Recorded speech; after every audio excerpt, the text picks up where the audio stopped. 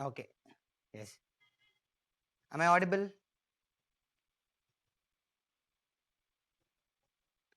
Yeah, thank you. Okay, fine. Oh, very good. Good. Thank you. Thank you. So, yesterday we were discussing the concept of sovereignty. Okay. So, what is sovereignty? Sovereignty is externally independent and internally supreme.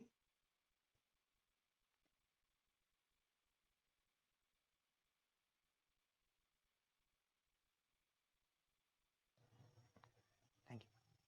So, yesterday we were discussing sovereignty. What is sovereignty? Anybody?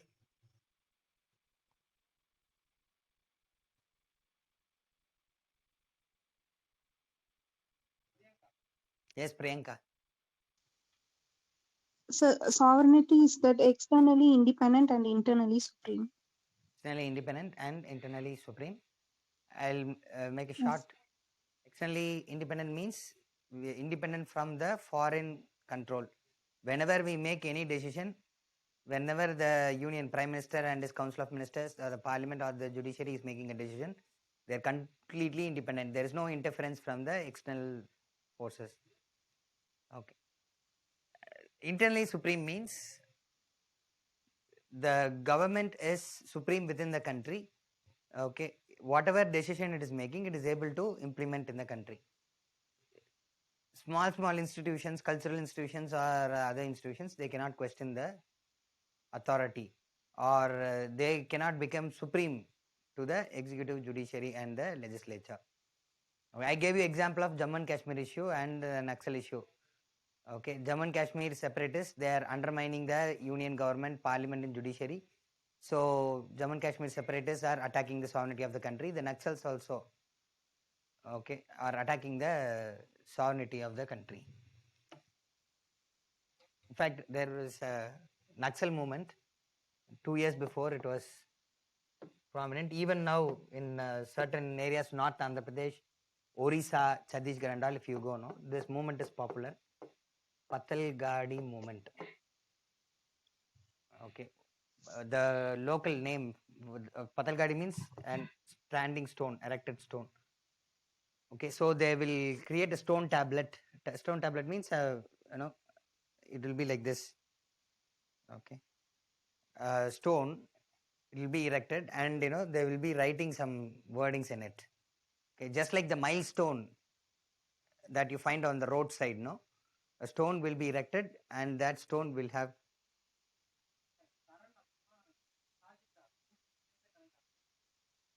Welcome. I'll complete this. So Patalgadi movement, there is a they in that these stones are put in the borders of village. Okay, in the places I told you, they will write like this. Okay, this village is sovereign. Indian sovereignty will not be established here, which means the Indian government or its representatives, the police or revenue officials, nobody should enter the village. If somebody enters the village, the Naxals will attack them. Okay, so they are also using the word sovereign, which means within that village, the Naxals are sovereign. They are declaring, we are not agreeing. Okay, they are saying that they are sovereign in that village, meaning complete control. They do not accept any external authority, outside authority. So that this movement actually is attacking the sovereignty of the country, telling that we don't agree with the union executive extending control over the particular area, or the parliament's jurisdiction or judiciary's jurisdiction over the particular area. Okay, so that is what we then attack on the sovereignty. Okay, fine. I'll to make clarification, I'll discuss another idea also so that you get clarity.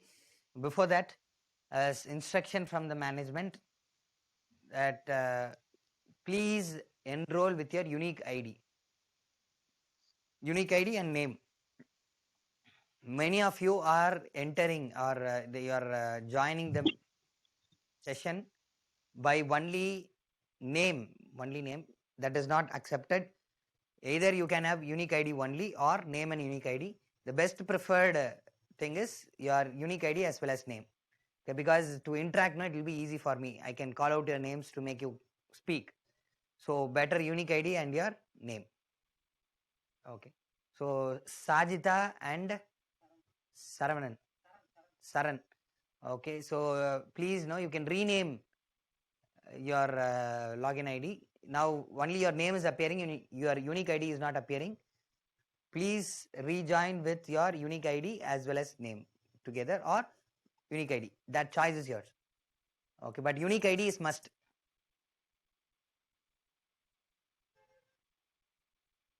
Please cooperate, no? Please cooperate. Okay.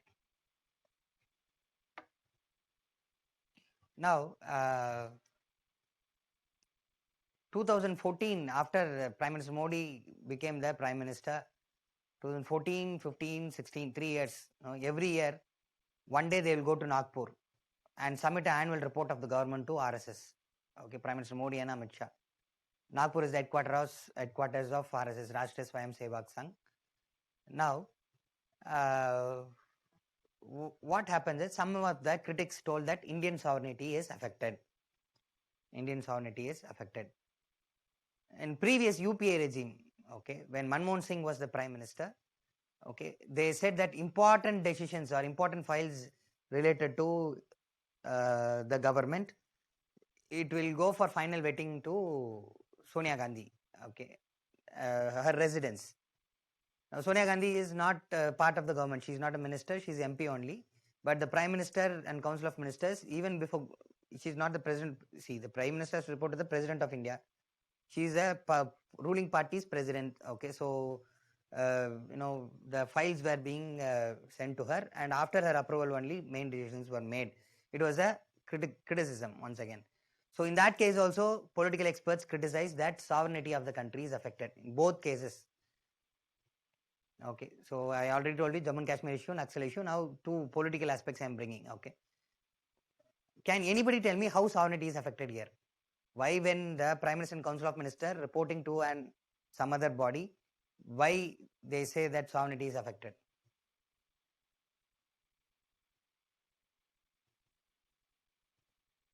Yes.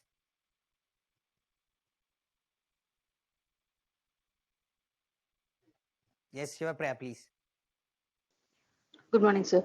Why the sovereignty is affected means Prime Minister is the sole authority to implement Supreme any most. Very national good. decision. Very good. The Prime So Minister is he the should not supreme. depend on it. Very good. Very good. When we say sovereignty, the executive exercise the sovereignty. They are internally supreme. The second line of sovereignty. Within the country, they are the supreme most body. Now, if they are reporting or they are acting on somebody else's direction, some other individual or an institution's direction, then the sovereignty of the government is affected. They can get advice, but if they are under complete control of some other body, it is a attack on the sovereignty. Okay, I think now you will be able to understand the concept of sovereignty. Sovereignty is externally independent, internally supreme. So the government which is representing the state, executive, judiciary, legislature, all three exercises sovereignty. Okay. Now, one important point I have to tell you. When mains examination, when you write, okay, it's very important which examples you are writing. The first two examples you can write. Jammu and Kashmir separatists are attacking the sovereignty. Naxalism attacking the sovereignty because government for them is opposing. Now, you cannot write the example which I gave related to political parties. I gave it for your understanding. Please keep it in mind. Very important. Please keep it in mind. The political party examples of BJP and Congress, UPA government, acting in a way that diluted sovereignty. That is for your understanding, internal supremeness. Don't write it in the paper. Okay.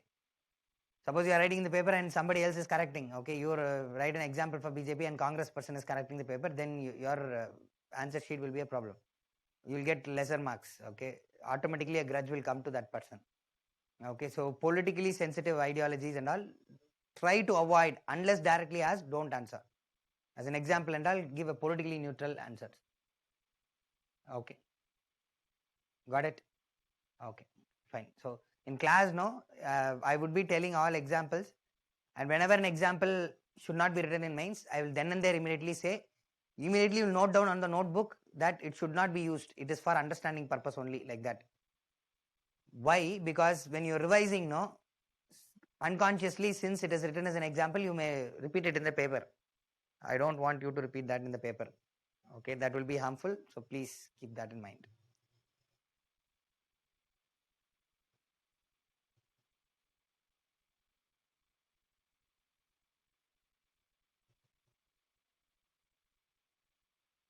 Okay, any doubts?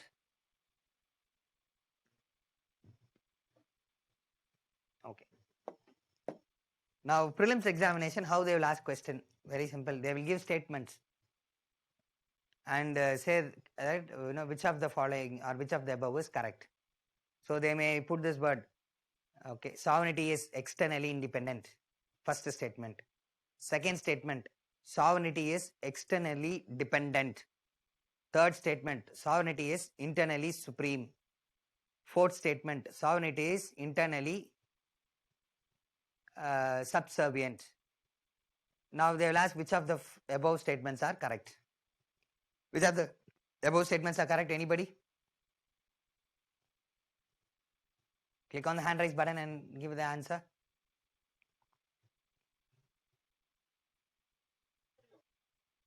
Yeah, Supriyo. Good morning, sir. Good morning. Good morning. Yeah, it's the first and the third statement is correct, sir.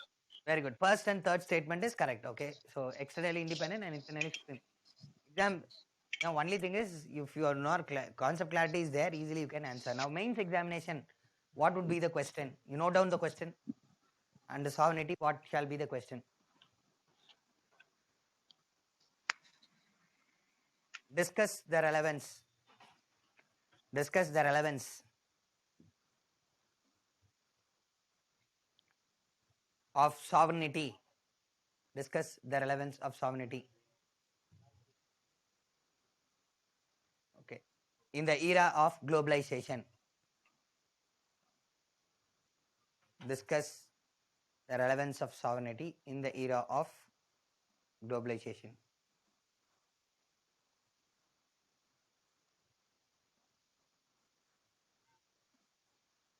Okay. Next, once again, discuss another question. Discuss the relevance of sovereignty.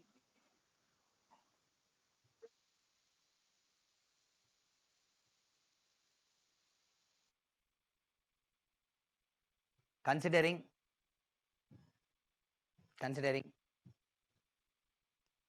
India, considering India being part of, considering India being part of international, India being part of international institutions like Commonwealth, like Commonwealth.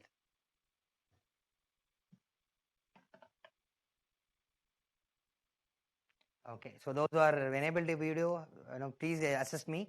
Have you note down the question? Please raise your hand. If you note down the question, please raise your hand. Okay, fine. Thank you very much. Third is current affairs. Okay, so they may ask relevance of the word sovereignty in the time of corona epidemic. No, situations like epidemic also.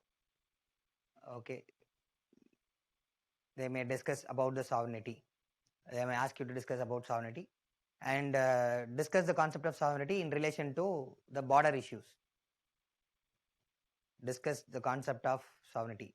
Here in the final question, no, I'm not asking relevance. I'm saying discuss the concept of sovereignty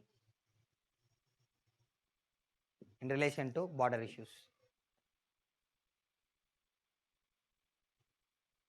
Okay, so Nepal, China, you know what is happening. Bilateral class, sir would have taught you. Okay, the Galwan Valley issue and the Nepal map issue. Okay, so that can be. So this is current affairs. Okay, so this is a whenever you are reading the current affairs, immediately you have to relate it to the concepts in the book.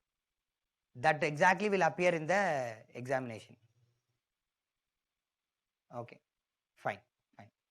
Now let us discuss the background. Then we will go for structuring the answer. Okay, so I'll do the structuring for one. Okay, remaining you should do it.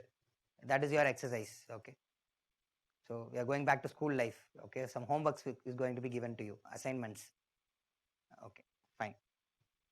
Now let me explain the background, the sovereignty and globalization. First, sovereignty, we know it is externally independent, internally supreme. Globalization, what is globalization?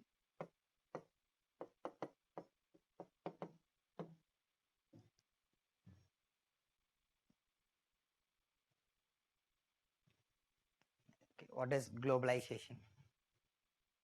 Globalization, there are many definitions. Okay.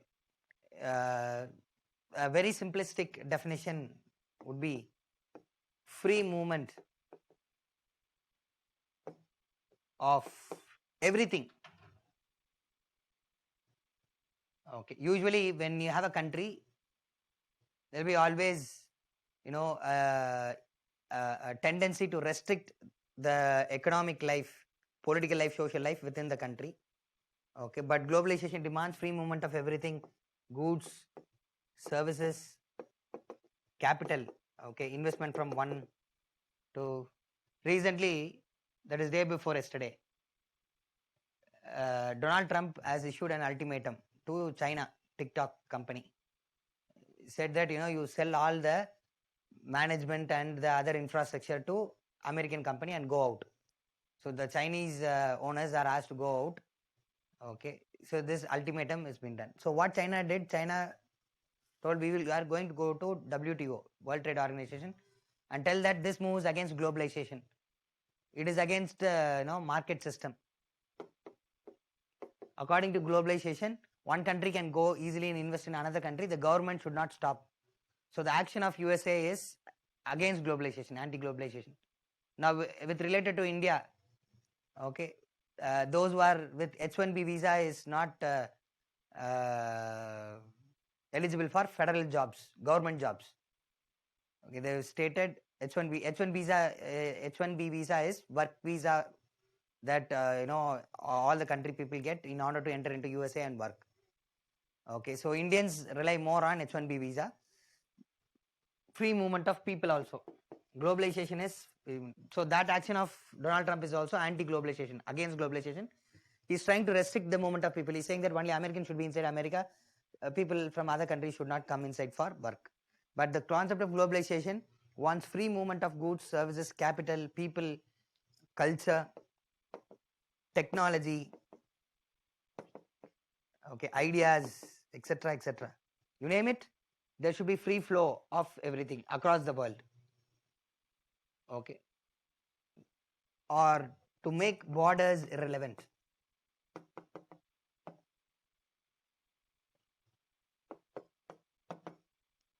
Okay, borders irrelevant. After the Second World War, we created many institutions.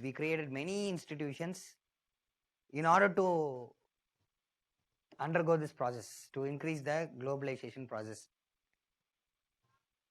Okay.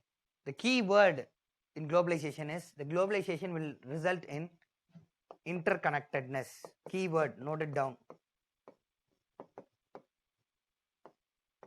Interconnectedness. Meaning all countries will be related. Okay. There is somehow some link will be there.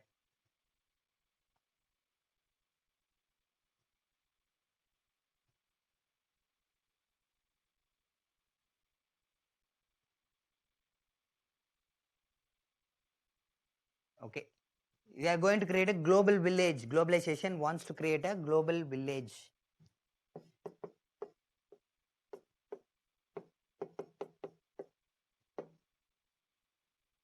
See, we must know the context. Okay. What happened is, after Second World War, they were wondering, why is the war? War is there because the economies are closed. Every country is running their economy independently. There is no interdependence. Okay, there is no interconnectedness. So what happens is, one country goes to war for another country to take the wealth. Okay, to put it in one line, The world wars were caused because of scramble for colonies. First World War, colonies means, you know, every country was capturing colonies. There was shortage of land, so those countries which has less colonization went war with those who have already colonized well. Okay, so First World War is because, you know, there is no colonies more available, so for existing colonies they fought. The Second World War is to retain the colonies once again. Okay, Second World War mainly is to retain the colonies. So now what happens is the economic system is closed. The economic system will be within one country or the mother country and the all the colonies. Okay, so within that economy, the trade with other countries is not allowed. Okay, so whenever there is even smallest of instigation, they will go and fight. They did not bother, they fought. Now after Second World War, they wanted to create interconnectedness, mutual interdependence. See, China and USA will keep on fighting in economic terms only. They will not go for all out war. Why? Because Chinese investments are more in USA. USA's investments is there in China. Okay, for that matter, China will threaten India. But at the same time, China will not attack India because India is the biggest market for China. Chinese products should be brought by Indians, then only Chinese small scale industry will flourish. China cannot afford to leave 1/6 of the total world population. Okay, so they need us for selling their products.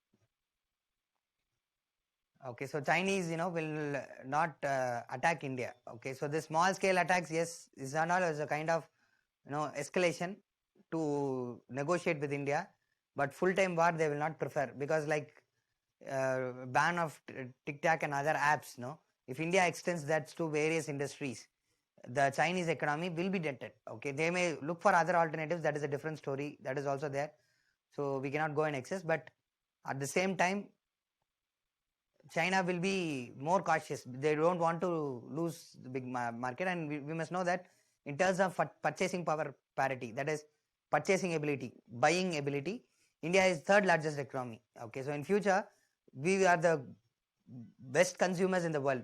Okay, and we are our way of culture is also slowly changing.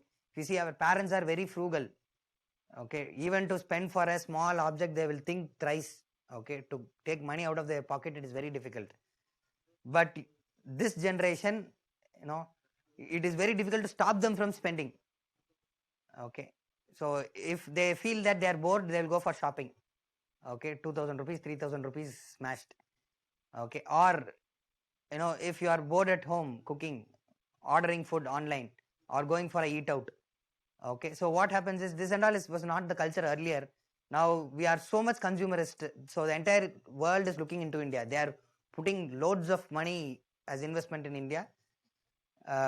So China also will never want to attack India. So why? It is because of globalization process. We are allowing Chinese products here. India pharmaceutical companies is profiting because of, you know, its sale of drugs in China and other countries. So globalization has resulted in interdependence. Attack is not possible. Now just imagine North Korea. If somebody is angry with North Korea, some country, immediately they will go and attack, because North Korea has isolated itself. Its economy is not integrated. There is no interdependence. So given a chance, it is easy to attack North Korea. So that is why the world leaders after Second World War consciously they chose certain institutions like WTO. At that time it was GATT, that you learn. Okay, then World Bank, United Nations. Okay, then International Monetary Fund, IMF. Okay, so these institutions were formed to expedite the globalization process, thereby create interconnectedness, so that avoid Third World War. Okay, it's true that, you know, countries may not choose for a outright war because of interdependence. Any country you take, okay, any country. And even you know, when they talk about India-Pakistan issue, the main solution that is suggested is, okay, as of now, don't talk about borders. India and Pakistan should strive hard to create interconnectedness between the country. Okay, mutual investments, mutual businesses should start. There must be trade happening in the border between the Indians and Pakistanis across the border. So automatically it will force both countries to come for a settlement, border settlement, and there will be stop of infusion of terrorism, because job opportunities will be created. So youth will not enter into terrorism, rather they will be taking up jobs and be satisfied. Okay, so ultimately, I make all these discussions to emphasize the need for globalization. Globalization is helpful at the international level to maintain international peace and security. Okay, so globalization is taking place. Okay, so when globalization, when there is interconnectedness, problems also become interconnected. That is the second point I am trying to discuss. Earlier, countries were dealing themselves, okay, within their own country, everything. So problem was within the country, or I should say the dimension of the problem was at the national level. So when the problem is at national level decision should be taken. Agreed. When the problem is state level, the decision should be taken at the state level. But if you just imagine, when a problem becomes international level, decision has to be taken at the international level. And if you see any recent issue, take for example corona.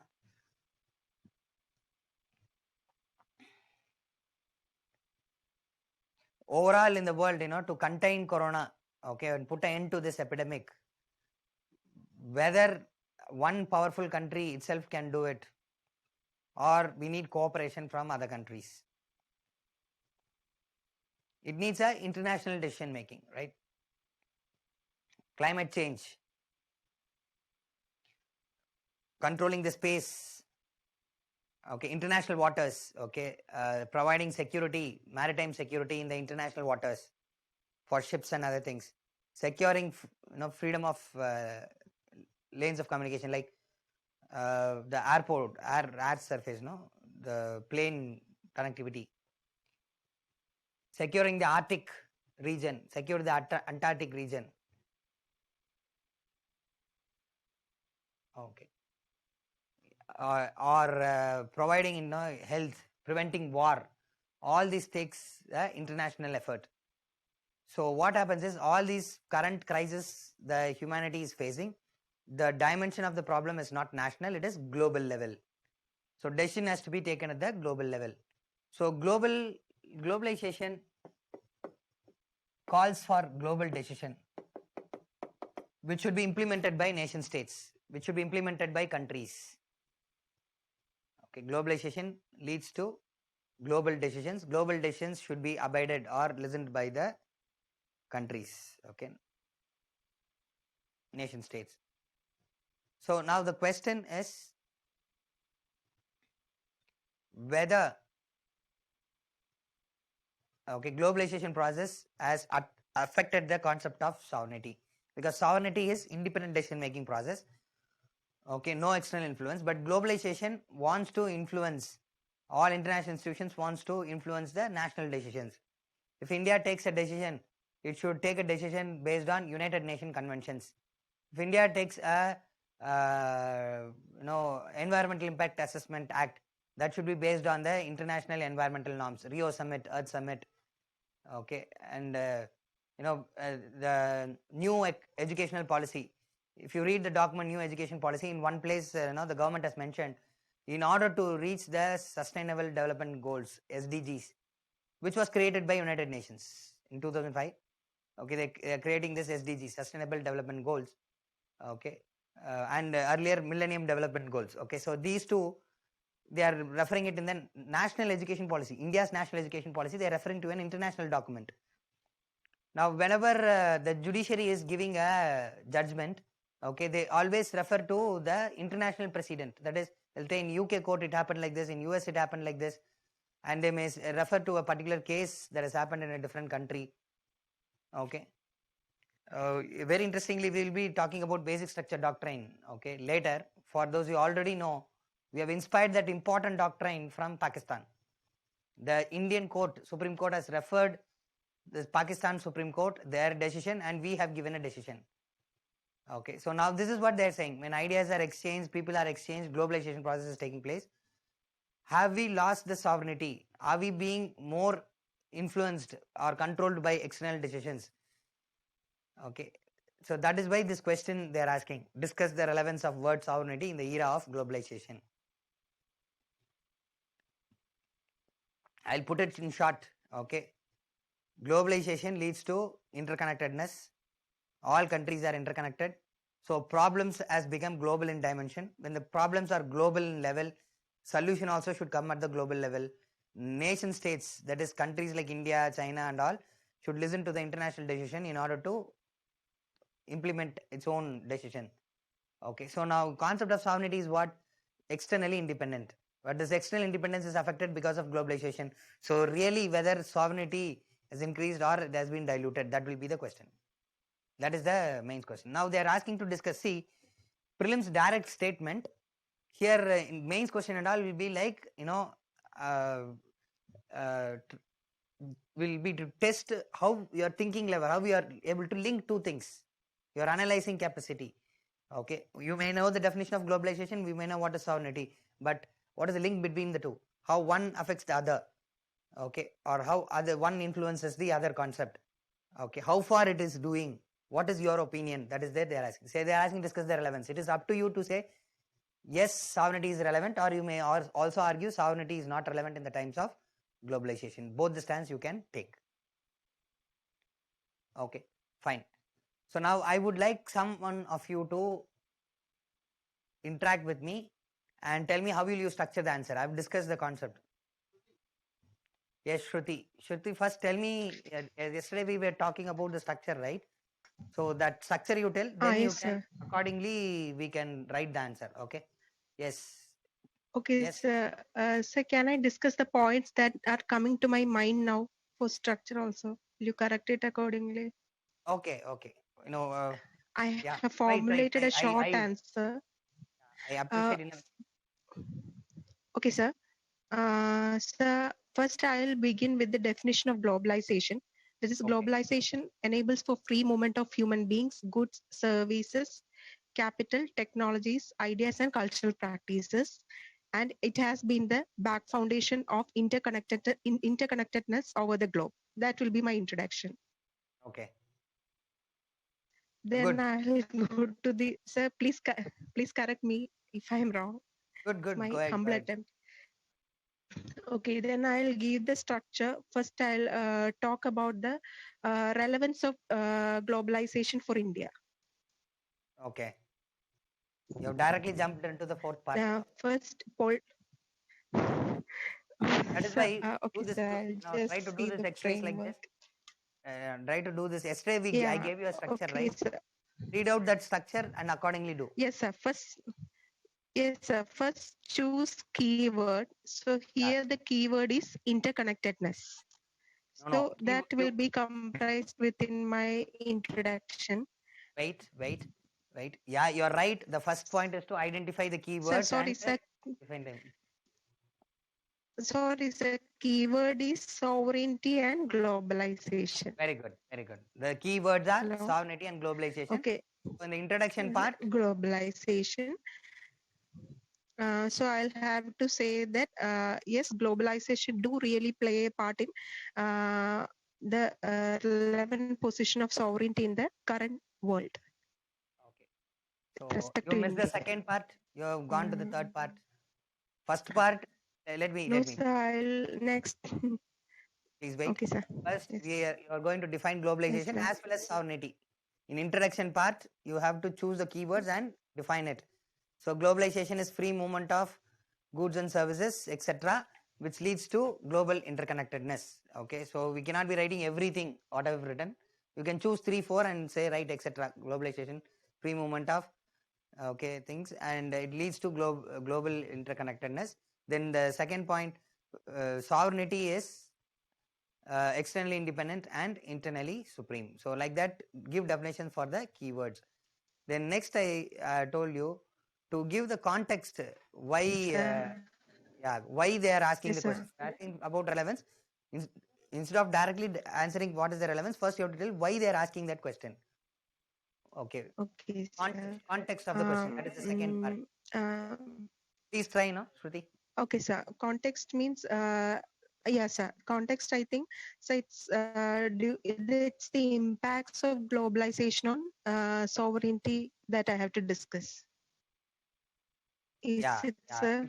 If I have to write that point, no, I would rephrase it. Your point is correct. I would rephrase it to make it simpler. Okay, I'll take globalization has led to global decision making. So Okay, national sir. governments are implementing global decisions. So hence, some critics say that sovereignty, the concept of sovereignty has been diluted because of globalization. So in 3 lines, I am telling the context. Okay, why the relevance. Okay, so whatever I said in class, if you write, it will go into pages. Sir. So in 3 lines, simply globalization, global decisions, national governments taking global decisions, dilution of sovereignty.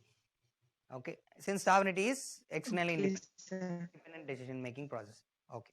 Okay, sir. Now tell me the third point, third structure. Okay, what should be there in the third point? And third is the, okay, take a stand and substantiate your points. Yeah, third is take a stand. Fourth one is substantiate your points. So here, what is the stand that you are going to take, Shruti? Yes. This question. I'm taking the stand that globalization is irrelevant. Sorry, sir. Globalization is relevant. Question is relevance affecting of the sovereignty. Good. You are trying, no? This Okay, is how sir. we learn. Okay. See. So yes, sir. So sovereignty is relevant in the era of globalization. Yes, sir. That is the stand I am taking. Okay. So the stand should be sovereignty is relevant. How you have to write, because earlier you have written the context, no? And the context you have said that people are criticizing that sovereignty has been diluted because of globalization. The next you have to connect and write. However, sovereignty, the concept of sovereignty has not been diluted by globalization because of following reasons, and then give the reasons. Okay. Give the reasons. Okay, sir. Okay. So, what would be the reasons? Okay, globalization. Very simple. Even though international decisions are implemented by national governments, at the end of the day, whether international decision can be accepted or not itself is the national government. It rests with the people. It rests with the supreme authority, that is the people of India. Like People that of I India, can say, no, sir. Yeah. Sovereignty rests in our hands. Ultimately, whether that is to be in whatever decisions should outside influences should influence us or not, the rest with people of India. So sovereignty is ultimately our choice. Yeah, but practically sovereignty is exercised by whom? On behalf of people. The union government. Yeah. So the Indian government. Very good. Union government. So sovereignty rests with us Indians. So sovereignty rests with Indian government. So Indian government can even reject an international decision. For example, WTO's decisions we are rejecting. Okay, we are when US asked us don't go and buy oil from Iran, we said no. When they said don't go and buy weapons from Russia, we did go and bought weapons from Russia. When IMF gave some stipulation, okay, in 1991 IMF said immediately you have to involve in all economic reforms. We said we will go only slow. Yes, we accept international decisions, but at the same time climate change agreement, once again, okay, the deal that is made in the international level, we are saying we will not agree if it is bad for us. NPT, non-proliferation treaty, CTBT, I can list out many of the international decisions India have rejected. We have accepted international decision only when it is in our interest. This is what we call as sovereignty. Sovereignty is we can be independent in taking a final decision. Even to accept an international decision, we will do it only when it is in our interest. So we will take a stand that the concept of sovereignty is relevant only because at the end of the day, even though many international organizations are coming, international decisions are made, finally it is India which is deciding everything. And you can quote the current example, Corona crisis. okay, where there's a lot of decisions that Indian government is taking, which is not within the scope of international decisions. For example, banning of Chinese products and all is against WTO norms. So in the interest of the country, we are even ready to breach the international. It is our will. It is our voluntary action to be part of international decisions. Okay, so the concept of sovereignty Sir, is but relevant. please come up But with your view. shouldn't we discuss also? Yes, but shouldn't we also discuss aspects? So what I thought was in the structure, I'll write like you told, like international forums, then our change in our foreign policy and all those things due to globalization, and then I'll discuss 2-3 negative impacts. Like since we are globally more welcome, there is more promotion of outward influences like relation of terrorist groups with our internal separatists and all those things. But it has also opened up trade and positive aspects like that to India. So even though it has negative impacts, when we outweigh the positive ones, we should say that sovereignty is relevant in the era of globalization, and it ultimately rests with the people of India. So this was what I thought in mind.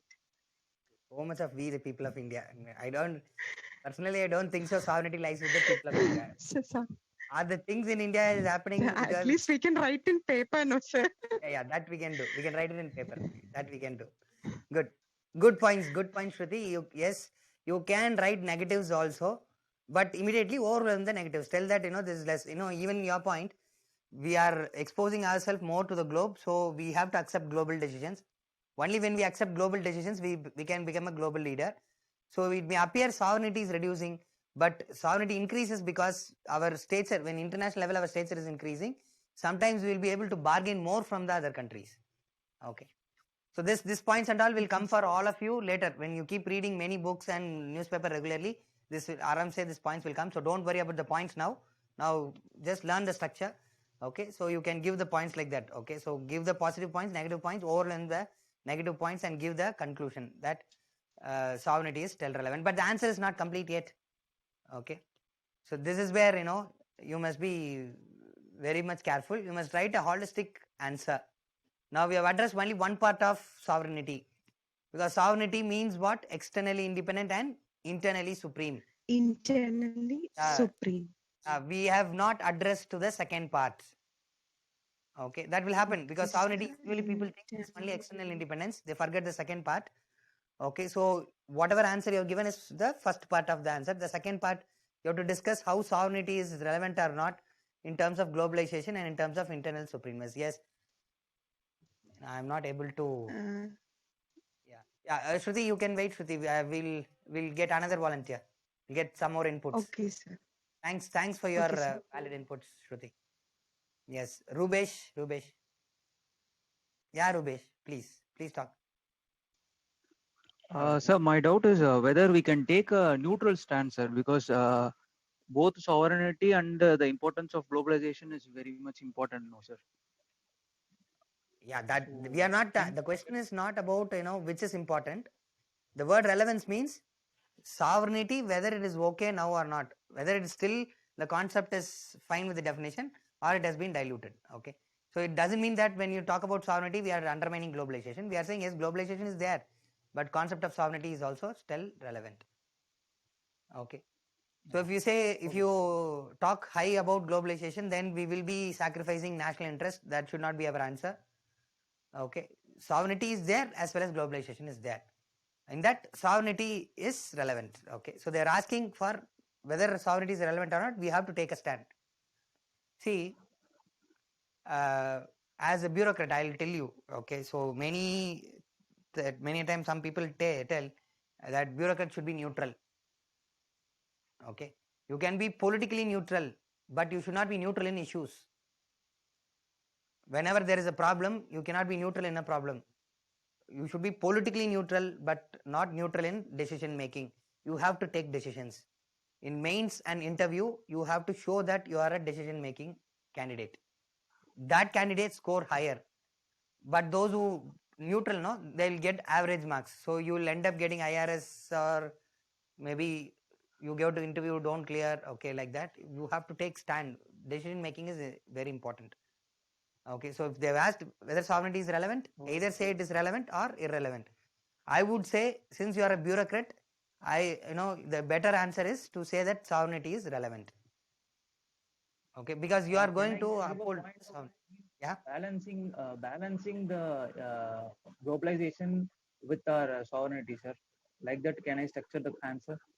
No, I have said no. Because the question is not about which is important. They're asking what is relevant. And that too, they're very specific. They're saying globalization is the context. In that context, the globalization is the scenario, whether sovereignty is relevant or not, that is what they're asking. So they're not asking to balance between sovereignty and globalization. If there is a question, okay, like this, then your answer will be correct. If the question goes like this, okay, for a better world, okay, which of the following concept will be more appropriate, globalization or sovereignty for a better world? Okay. Or they may phrase like this, okay, globalization and sovereignty are the two pillars of a new international order. Globalization and sovereignty, the interface between globalization and sovereignty will decide the future course of human history. Like that, if they're asking, then you can balance between the two concepts. But now the question is whether the concept of sovereignty is relevant or not. When they ask questions like, do you think whether it is relevant, do you think, what is your opinion, like that, if they're asking for it, clearly give one side. Okay, sir. I know why you are asking this question, because generally in online platforms and all, many of the instructors are giving that you have to give a neutral answer. What is neutrality? They don't know. Okay, and when you are neutral, you are actually siding with the oppressing side or the bad side, because you will be silent on what they are doing. Okay, especially in international relations and all. Okay, so when asked for a stand, okay, go for the stand. Okay, if at all you want to give the other side, over the point and give the conclusion. Okay. Okay. See, I've evaluated papers for 8 years, mains papers, candidates. Okay, so those who are taking stand, they are in top 100. They are writing neutral answers. Okay, they may get service, but not the top 100. The secret of getting higher score in each of the answers is that you should be a person of conviction. You should believe in what you know, and you have to take stand when asked for in the examination, mains as well as interview. Clear now? Clear. Yes, sir. Thank you, sir. Rubesh, you wanted to speak, is it? I think, did Rubesh speak? Rubesh Apesna? Yeah. I can see your video only, but your okay. Okay, Rubesh. Good. Yes, sir. Thank you, sir. Thank you. Because I was not able to see your mouth, moving. I just saw your image alone. So I thought somebody else was talking. Okay, fine. Okay. So this shall be the way of answering. The next question, international institution, Commonwealth. Once again, the same structure. When it comes to substance, even though we are part of international institutions like World Health Organization, United Nations, or Commonwealth, okay, whenever we want, we can come out of that organization. Okay, we are part of the international organizations out of our will only, so sovereignty is not affected. See, political science students, they will come and say, no, sovereignty is affected because of globalization. That is their optional paper. They can do their optional paper. You can say sovereignty its relevance is gone. Okay, because of globalization, you can give many examples. You have the choice for arguing both sides. But when it comes to GS paper, I would like to go with the stream. As I told you, it is a well settled thing. As a bureaucrat, you will be defending sovereignty. So write sovereignty is relevant. Okay.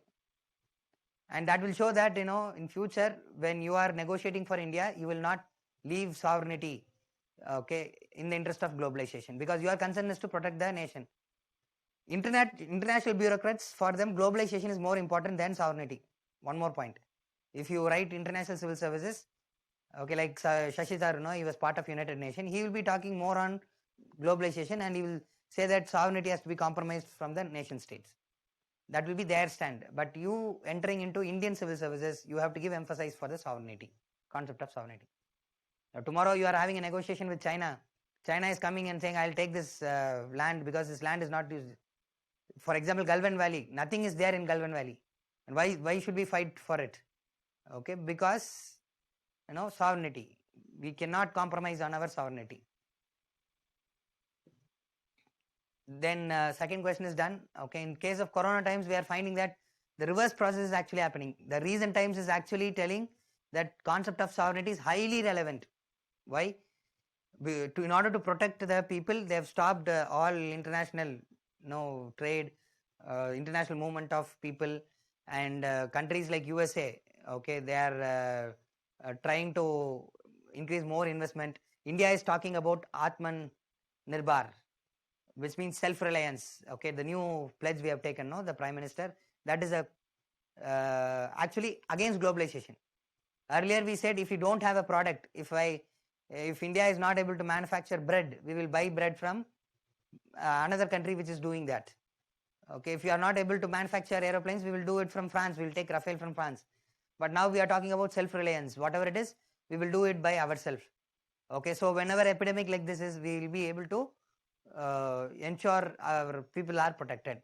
Now PPE kits, that is personal protective equipments, vaccines, medicines, okay, all those things. India is saying that we have to concentrate more, even ventilators. Let all these things be created within India itself. We are talking about it. It is against globalization process. So actually, what makes India to take these important decisions? Because still sovereignty is relevant. Sovereignty is more relevant and more asserted in times of pandemic like Corona. Okay. We are easily cutting down all the external things, right? So globalization process may not affect the sovereignty. Sovereignty will always be relevant. Whenever there is a crisis, sovereignty will be used by nation states in order to protect the ill effects of globalization. Any doubts? Pujita, yes.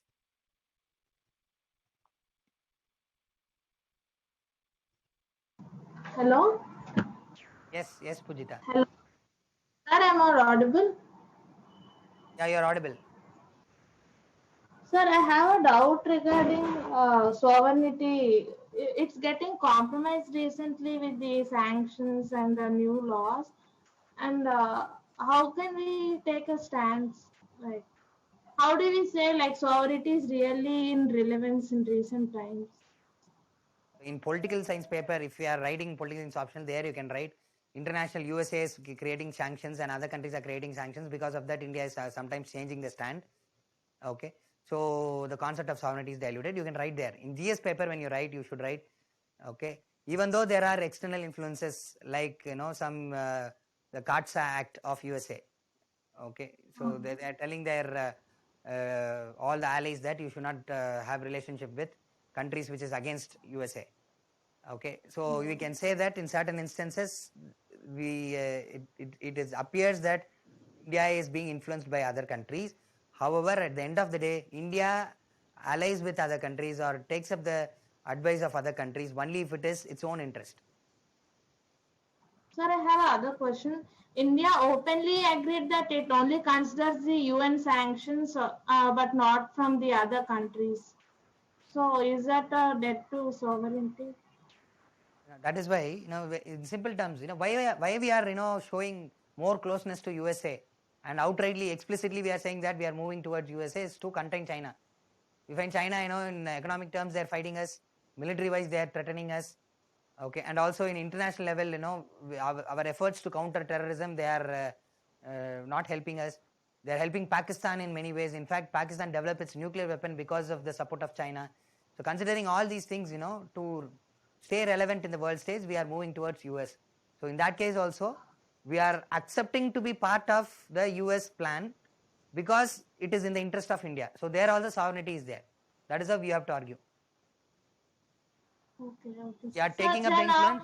we are taking up the sanctions, we are agreeing with the sanctions, is because we think that we are able to please USA, in return get more support from USA in our efforts to contain China.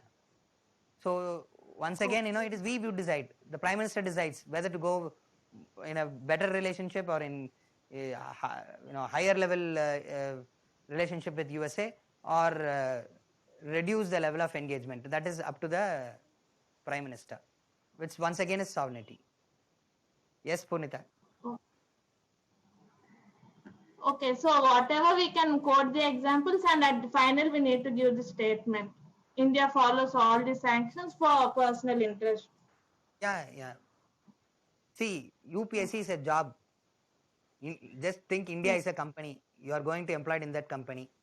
That company has a policy. The company says that sovereignty is important to me and sovereignty is relevant. If you give the answer sovereignty is not relevant, you are maybe an intellectual, but they will not take you inside the job. Very simple. Okay. So Thank you. UPSC aspirants should understand this. There are a lot of myths, okay, telling that you have to be critical, you have to give a high level answer. No. You know where you are going to work, you know their policies, okay. So if you write in that line, they'll say, okay, this fellow is suitable candidate, this fellow will uphold sovereignty when he comes inside, and they will agree with it, okay. So if you have points of deviation, opposite points, as Shruti said, note it down, write that in paper and say, even though these things are there, still sovereignty is relevant because final decision making is with the Indian government. Fine, Purnita. I have one more. Sir, while answering these questions, we need to be only particular about India, or we can give some international examples also. International examples also you can give, because the question is not specific to India. Read the question. The question says, discuss the concept of sovereignty, okay, whether it's relevant or not in the era of globalization. So you can give other countries example also.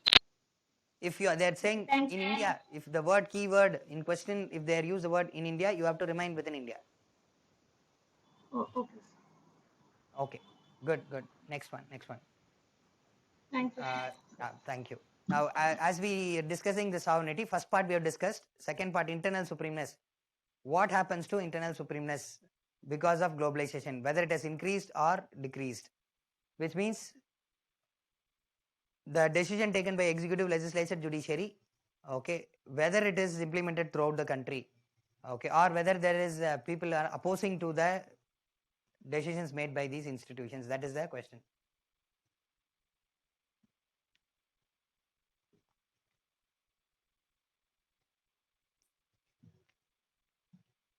Okay.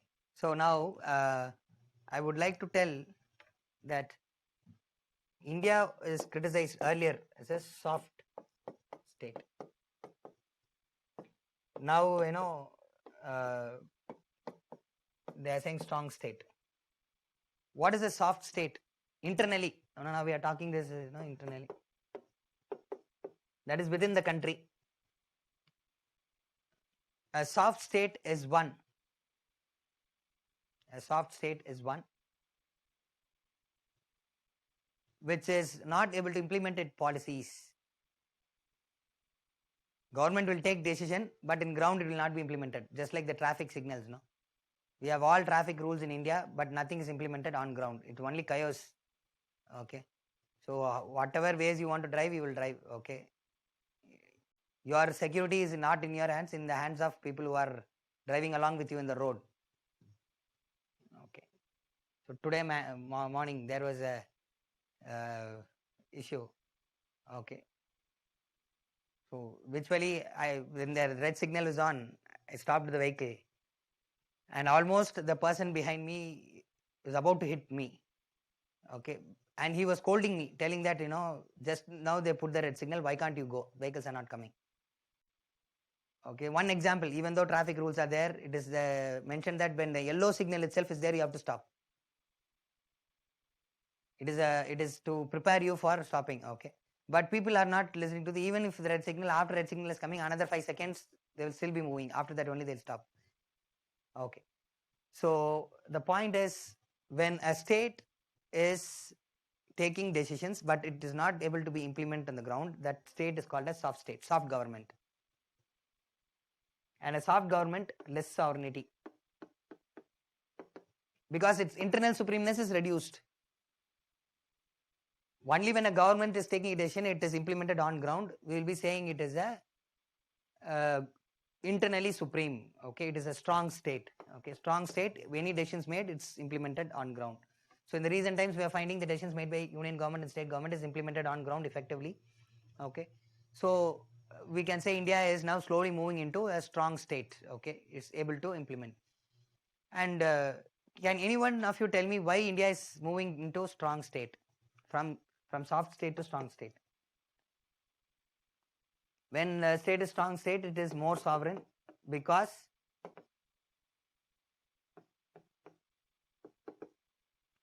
is more internal supreme. Its internal supremeness increases. But yes, yaar? Shivapriya. Shivapriya, yes.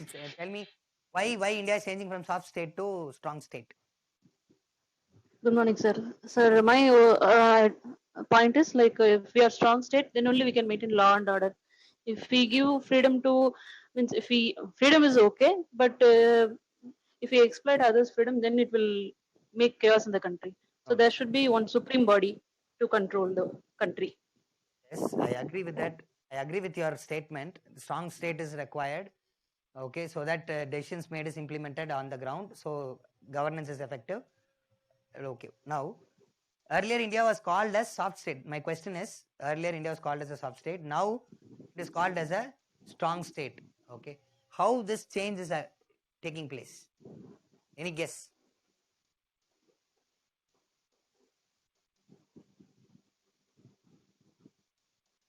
Anybody else? Only.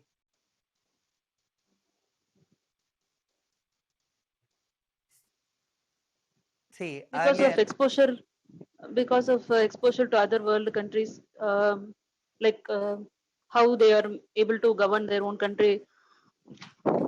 very good. The globalization process has given an exposure. You rightly said, Shivapriya. Okay, we have given a exposure that India can learn from best practices of other country. Other countries are learning from India. Okay, in India we are successful in containing smallpox. Okay, we are successful in eradicating large scale poverty compared to other countries.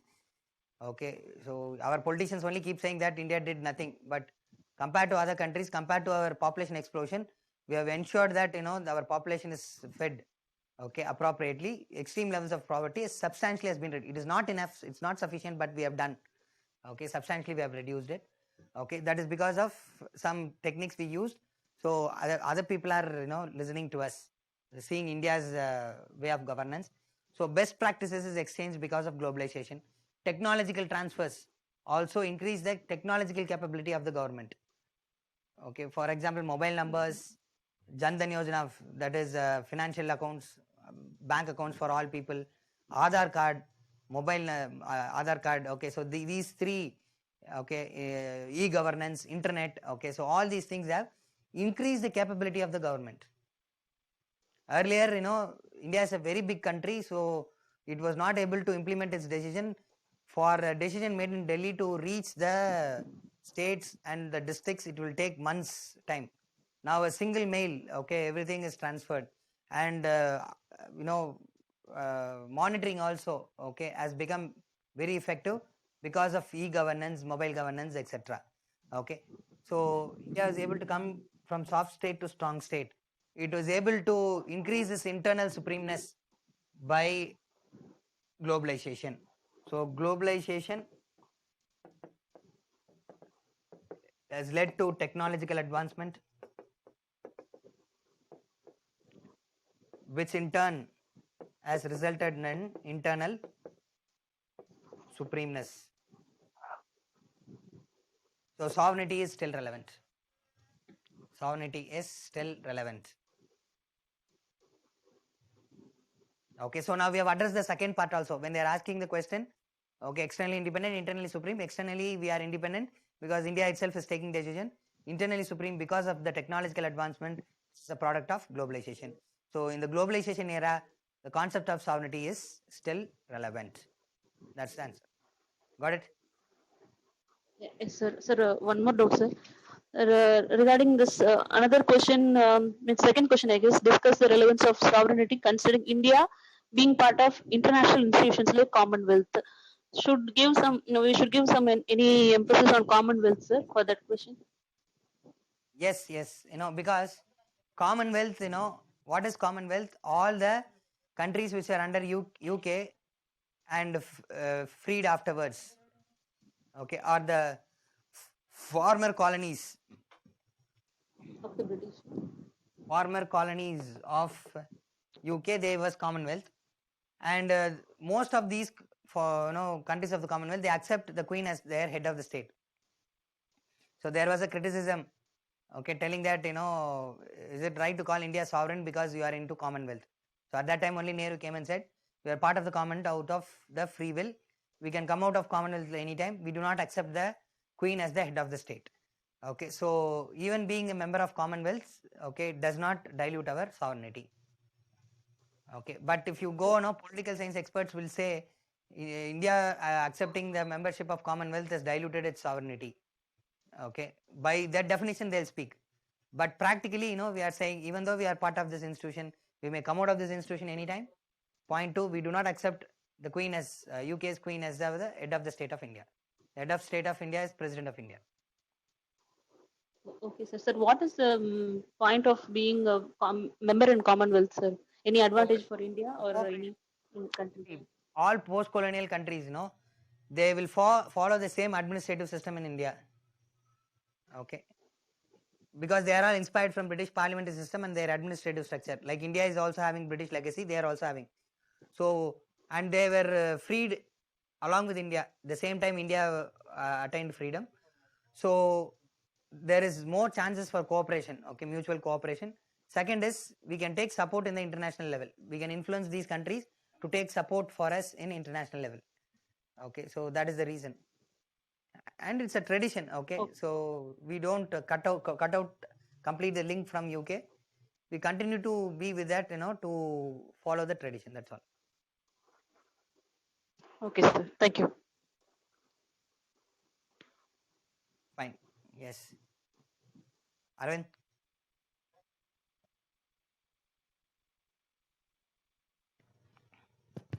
Okay.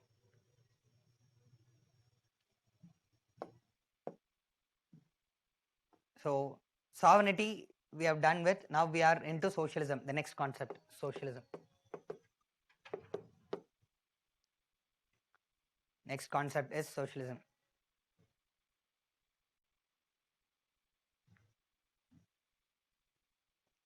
Now I got some feedback that some of the freshers, they are telling, sir, you teach only the basics, you are directly going to mains question. So what happens is we are not able to generate ideas. Okay, because this is all new things to us. Agreed, just casually listen. As I told you in the class, the second class, okay, try maximum to understand, casually listen to the discussion, just like you watch some, TV program. Okay, automatically things will get internalized. Okay, if you want to learn swimming, you have to jump into the water, right? First time when you jump into the water, definitely you won't swim correctly. Okay, you may sink, you may feel suffocated, you may feel helpless. The same thing happens when you enter into any new way. So don't worry. But as time goes, practice will make you perfect. Okay, like what Vadivelu would say, the comedy actor, practice makes the man perfect. You keep practicing, you keep practicing, automatically you will become efficient in that. Okay.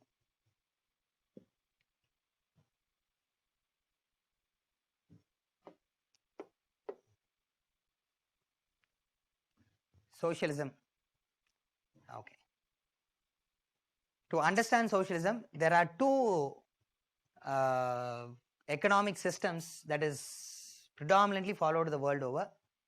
One is socialism, other thing is capitalism. These are the two economic systems. Okay. Socialism and capitalism. Socialism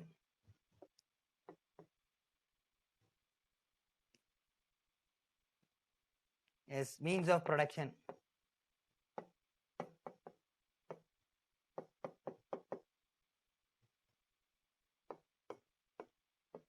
owned by state. Simple definition. Capitalism, means of production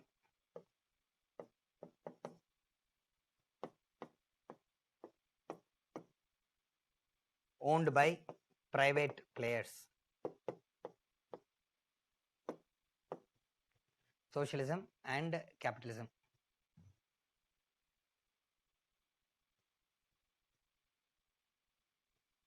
Okay. Now, what is production? See, when you learn in UPSC, okay, initially go for a casual reading. This casual reading shall go for a month or two or 1.5 months. Okay, just you make a deadline. After that, your preparation should be intensive. Every word, okay, go for the meaning. Production, what is production? Production means converting raw materials into usable products for human beings. The word production means, okay, when man converts the raw materials, natural materials, as usable products for human beings, it is called as production. So anything, any natural products, when it is converted as a usable products for human beings, it is called as production.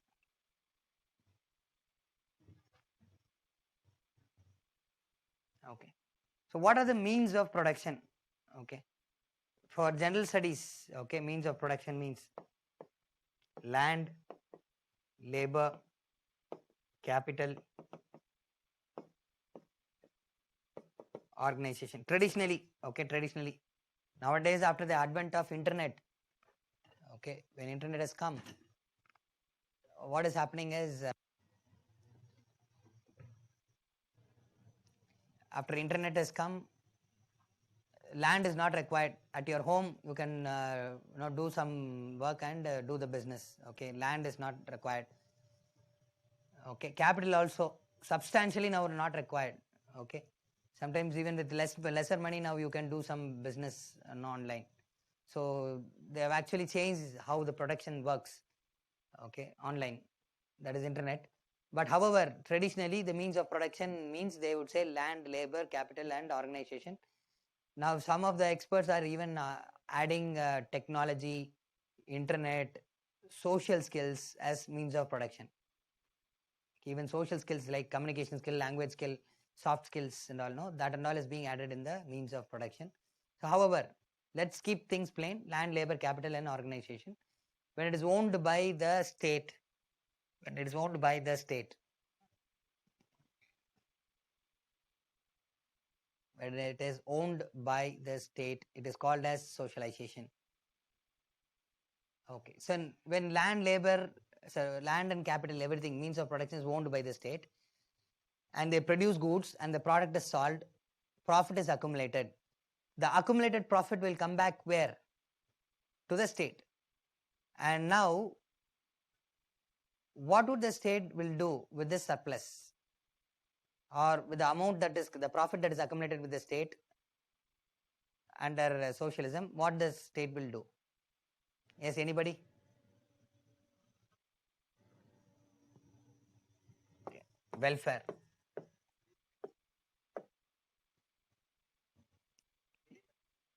Niveda. Giridhar.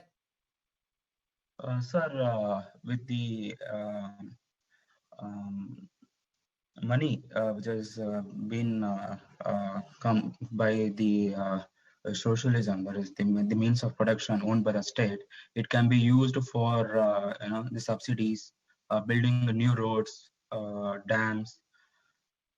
Education, health. Agreed, Giridhar. Very good. So overall, can we take the word welfare? Yes, sir.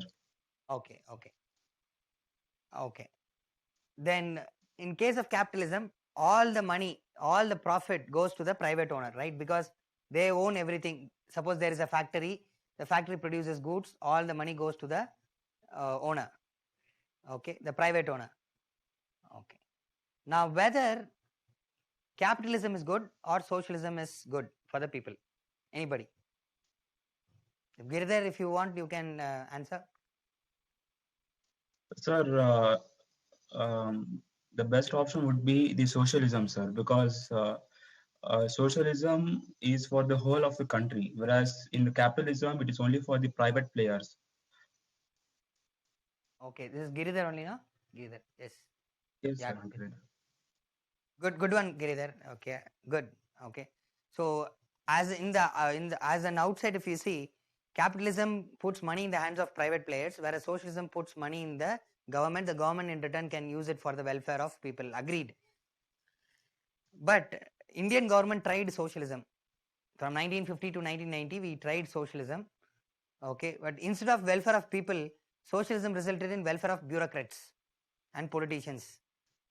Okay, so what happened is when money goes to the state has to use it for the welfare of people, but they allocated some money to their pocket, remaining only was spent, okay, for the people. So actually what happened is slow growth rate.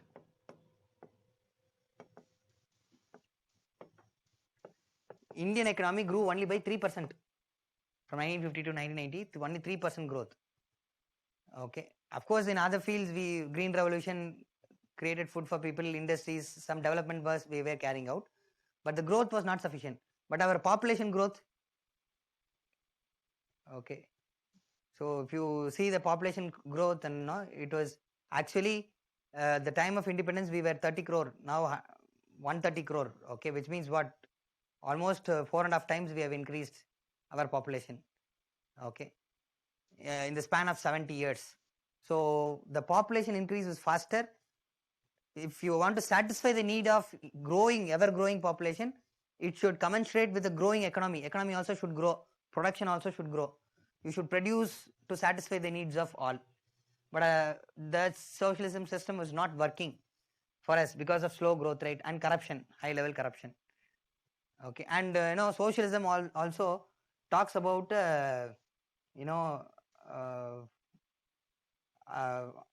self-reliance. Okay, or in economic class they would have said import substitution. Instead of importing things from foreign country, we have to manufacture all the goods within ourselves. Once again we have come to the same cycle, right? Okay, after all these years, once again the Prime Minister is talking about Atmanirbhar, which means self-reliance. We want to cut down the imports, we want to produce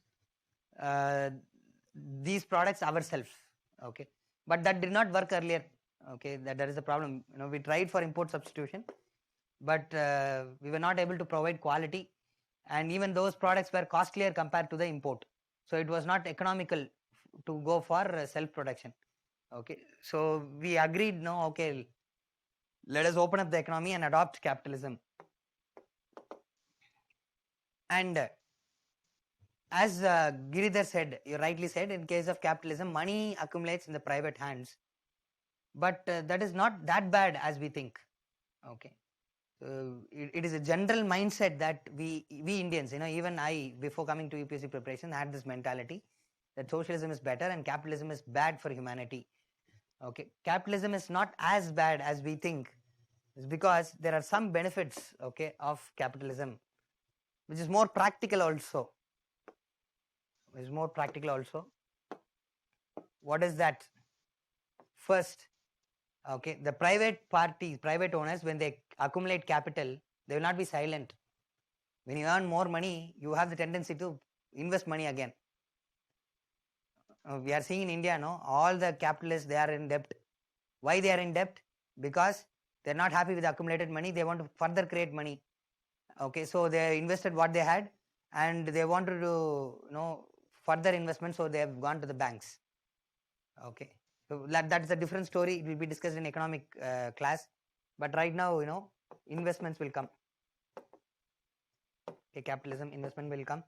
Second, okay, jobs is created. Third, okay, industries will come, more industries. When you allow private players, they will create more industries. That will result in competition. when there is competition, automatically there will be quality. The quality of the products will increase, the price of the commodities will reduce. So reduction in prices. So capitalism allows for all multiple players, private players. When they come, automatically what happens?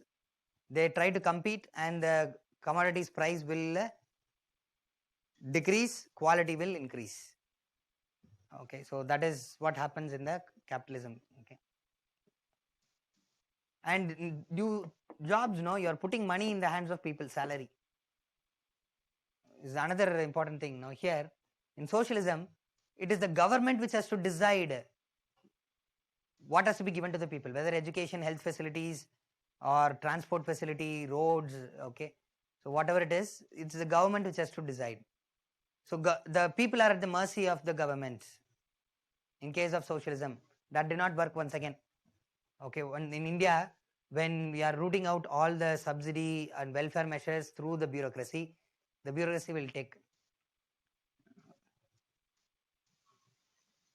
There is Sir, I have a doubt. yes, Giridhar, let me complete, then we can discuss, of course. Okay. I expected your interruption earlier itself.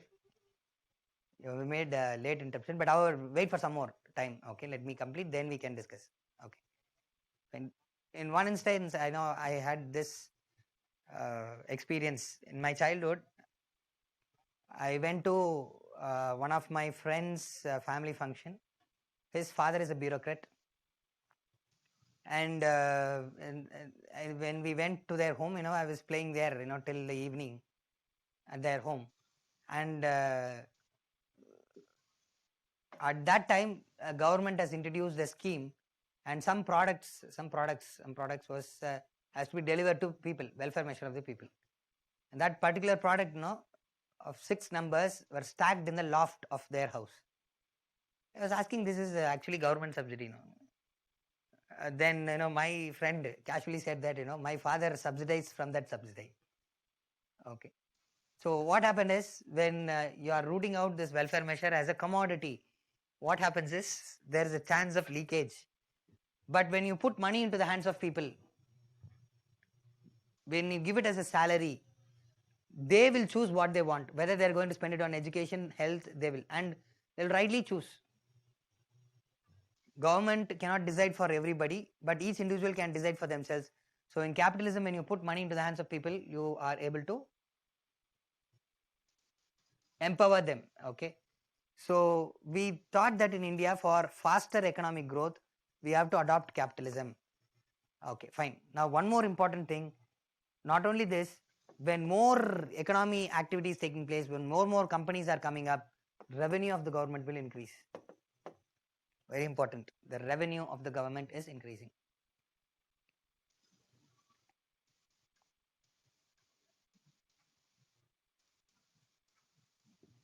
Okay, revenue of the government is increasing.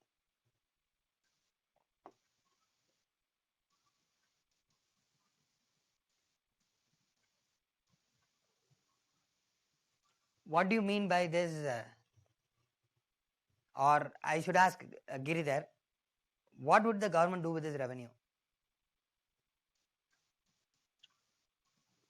So with the revenue, they might use it for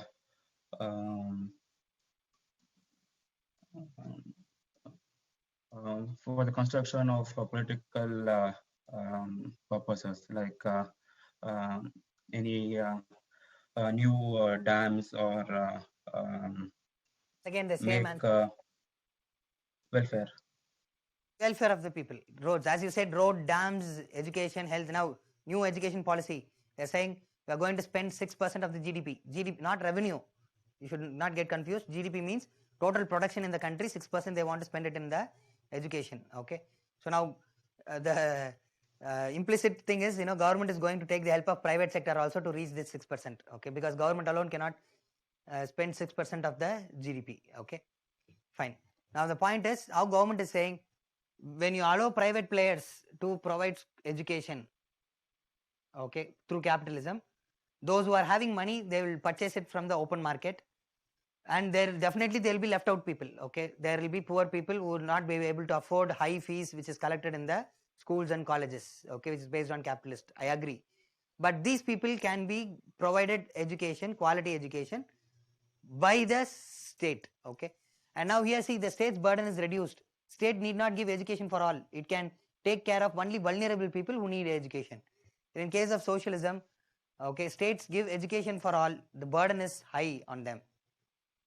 Okay, so that is the problem. Now here in case of capitalism, when the state can take care of limited number of people, they can even give, you may have a question here, sir, whether state education is quality, state government is of high quality. Okay, remember in recent times Delhi, okay, you just read the case study of Delhi. Okay, it talks about, okay, in case of Delhi, it talks about how state of the art technology is used in Delhi schools, government schools. Same smart classrooms, okay, labs, okay, clean environment, okay, air conditioned, classrooms. Just like private schools, even public schools has been created by Arvind Kejriwal government.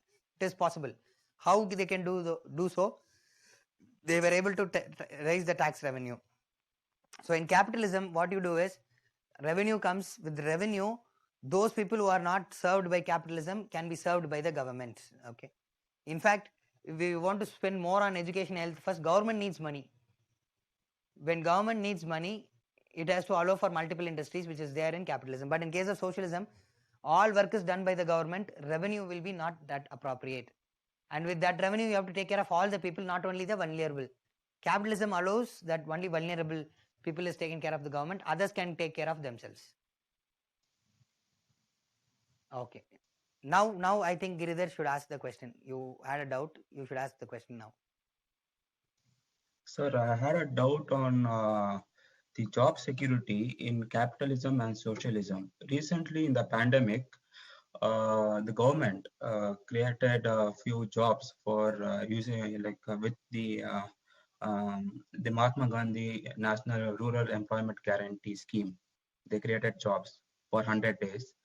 But in the same way, if we look at most of the private companies, for example, Cognizant or any other company, they are firing the people from it. Now, if we completely rely on capitalism, what about the job security, especially in this pandemic? Right. Okay, but pandemic is not the normality, right? It is an exception, rarity. So normal times government will allow for capitalism and accumulate revenue. So in times of crisis, government has to jump in. So with the money they are having, government will give job. That job may not be productive, but still give some job, put money in the hands of people, revive the economy. Government's role is to safeguard during the crisis. But in socialism, government is responsible every time. Okay, so it adds so much of concentration of power with the government. So the logic is, normal times give capitalism, in times of crisis government has to come and assist. Now those people who are left out by private sector, government has to give food for them. Say for the migrant workers, informal workers who have lost their jobs, government has to give rice, 5 kg rice we are giving, and 1 kg of chickpeas we are giving, and we are giving, in certain states they are giving money also, 2,000 rupees, 3,000 rupees. These are all the model. Okay, follow capitalism normal times. At crisis, government, if they have to have enough money, okay, they have to take revenue from capitalism and use it during the crisis time. See, 1990s, what happened? The government did not have any money, and we have to accept neoliberalism. We have to change the economic system itself. Okay, we did not have enough money in the hand because we followed socialism. Socialism, economic growth was not there. Government did not have enough revenue. So we are adopting to capitalism. Even now, the statistics is, do you know how many percentage of the population is paying tax in India?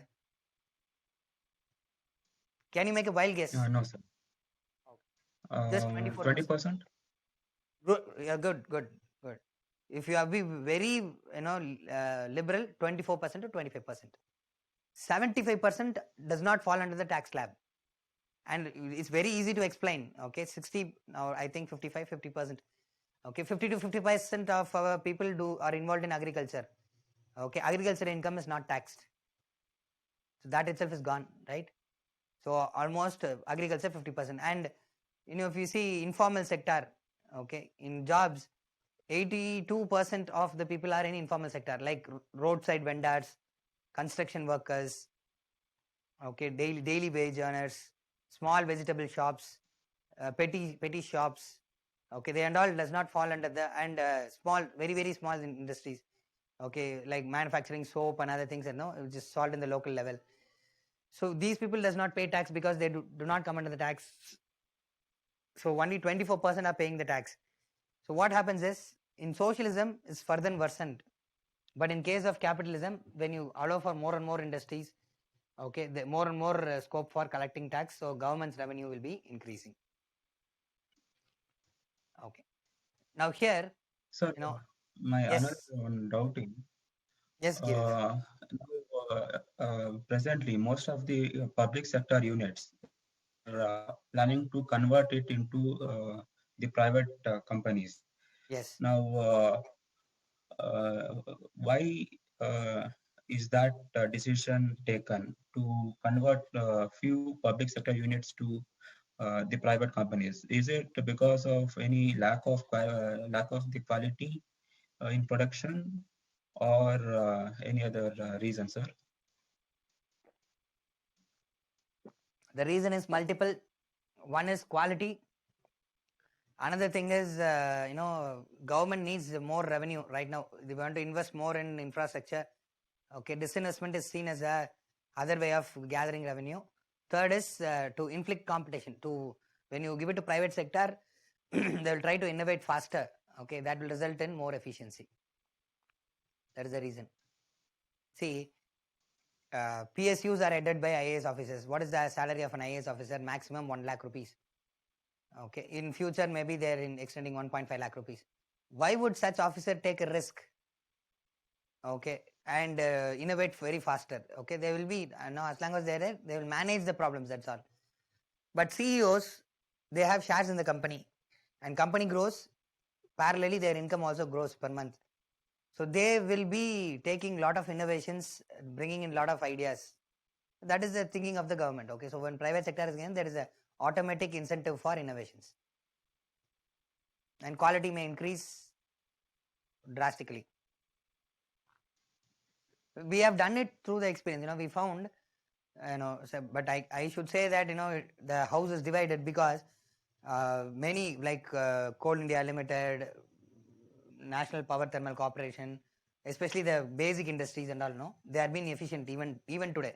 They are making huge levels of profit, and quality is also good. Okay, even compared to the private sector, quality is good because they don't go in adulteration, ethics part and all is there, agreed. But they've found that government should not be involved in all industries. As earlier everything was done by the government, now government feel, okay, basic areas we will administer. Now all the periphery, small industries or consumer industries and all, we will give it. Okay, that is what, when you read economic books, you'll find in 1980s, the government is manufacturing even bread, modern breads, Indian government manufactured. Car, Hindustan Motors, okay, Ambassador car. So starting from bread to car, everything is produced by the government. Government is burdened more, not able to concentrate. But now if it comes to private sector, okay, that may instill competition. That is the idea of the present government. Now, some of you may be arguing, sir, you are too much siding with capitalism. Okay, you are being completely critical of socialism, and you are saying capitalism is the best form of government. I'm going to discuss what are the problems of capitalism, but before that, I must tell you, this is the policy of Indian government. If you want to enter into Indian government, you should also have the same policy. You should believe in that policy. The government believes, the present regime and the present government policies believe that capitalism is best, since we have experienced that 40 years of socialism has not worked for India in the best way. Okay, it's worked, but it is not sufficient. So here, in case of capitalism, we have made it as a government policy. So my request to the students is that if any of you still have the leftist orientation or thinking that socialism is still best. Okay, read lots. I'm not asking you to suddenly change your mind. I suggest you to read the Economic Survey of India. Okay, once you read the Economic Survey of India, okay, you may believe in the argument of the government why they want to shift from socialism to capitalism. Okay, now what are the ill effects of capitalism?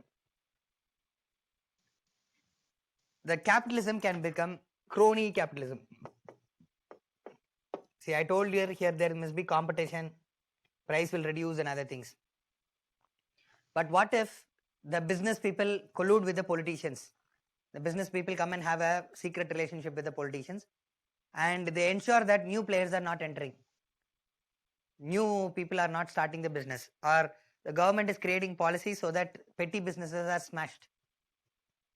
Okay, so GST is one case and demonetization one case where petty businesses, small scale businesses has been completely smashed. Okay, it is favorable to big businesses. So like that, if it is happening, it is called as crony capitalism. Okay, you can take note, crony capitalism means the nexus between government and the private sector. The nexus, the word nexus, nexus between the government and private sector. Nexus means connection, bad connection, not a right way, it is a bad one. So the nexus between the government and the private players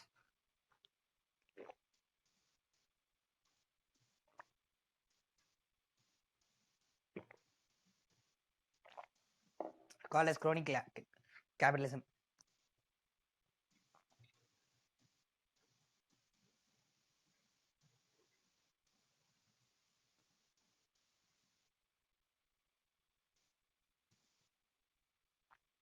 Okay, crony capitalism, what happens?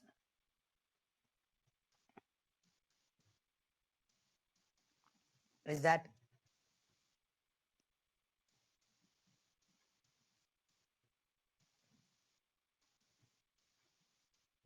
it will reduce competition, there will be no competition. Whatever the companies is fixing the price and whatever quality they are giving, that is only we have to consume. So the benefit of capitalism, I said, no, increase in quality, decrease in price will not happen in crony capitalism, because government and the private parties colluding, they will fix a price, high price, and quality also will not be there up to the mark, and they will just bribe the government and go. Okay, so there is a chance always capitalism to become a crony capitalism. There is an inbuilt incentive for that.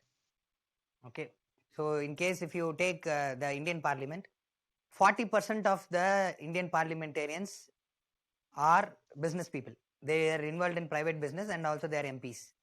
So automatically they have an interest in running their business. There is a chance of crony capitalism. There is a chance. Okay, so I'm not alleging. Okay, there is a chance. So what should be there? The capitalism should be not uncontrolled capitalism. It should be regulated capitalism.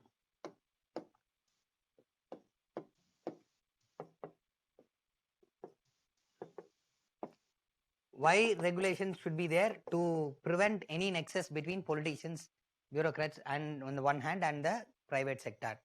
To ensure all the rules are made transparent and give a level playing field. Okay, they are asking for a regulated capitalism. Capitalism which should be regulated. Any doubts in this?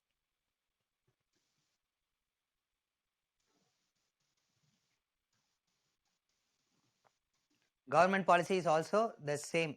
Okay, feel that regulated capitalism will help us to achieve better benefits. Okay. Yes. Somebody is asking doubt. Yes, Arvind. Yes, you can speak. Name சொல்லிட்டீங்கன்னா ஈஸியா இருக்கும். Sir, Devika sir, can you hear me, sir? Yeah, you are audible, Devika, please. Sir, I have a doubt, sir. Sir, is our government completely tilting towards capitalism, sir? There are common traditional transport services are there, government hospitals are there, government schools are there, sir. then how can we say, sir, completing capitalism? I think it's tilting towards capitalism is okay, sir. Regulated capitalism. Okay. So when I say Okay, regulation, sir. okay, government also acts as a one Okay. competitor. Okay. Now when government Okay. hospital also gives equal services like private sector, they act as a competition. Okay. So that is why I use the Yes, word yes. regulated capitalism. If you give completely Okay, private sir. sector, no, that will lead to crony capitalism. Yes, yes. Sir, that regulations are made by the government and for the development and welfare of the people. Right, sir? Yes, yes. Yes, you are right. Yes, sir. And Whatever.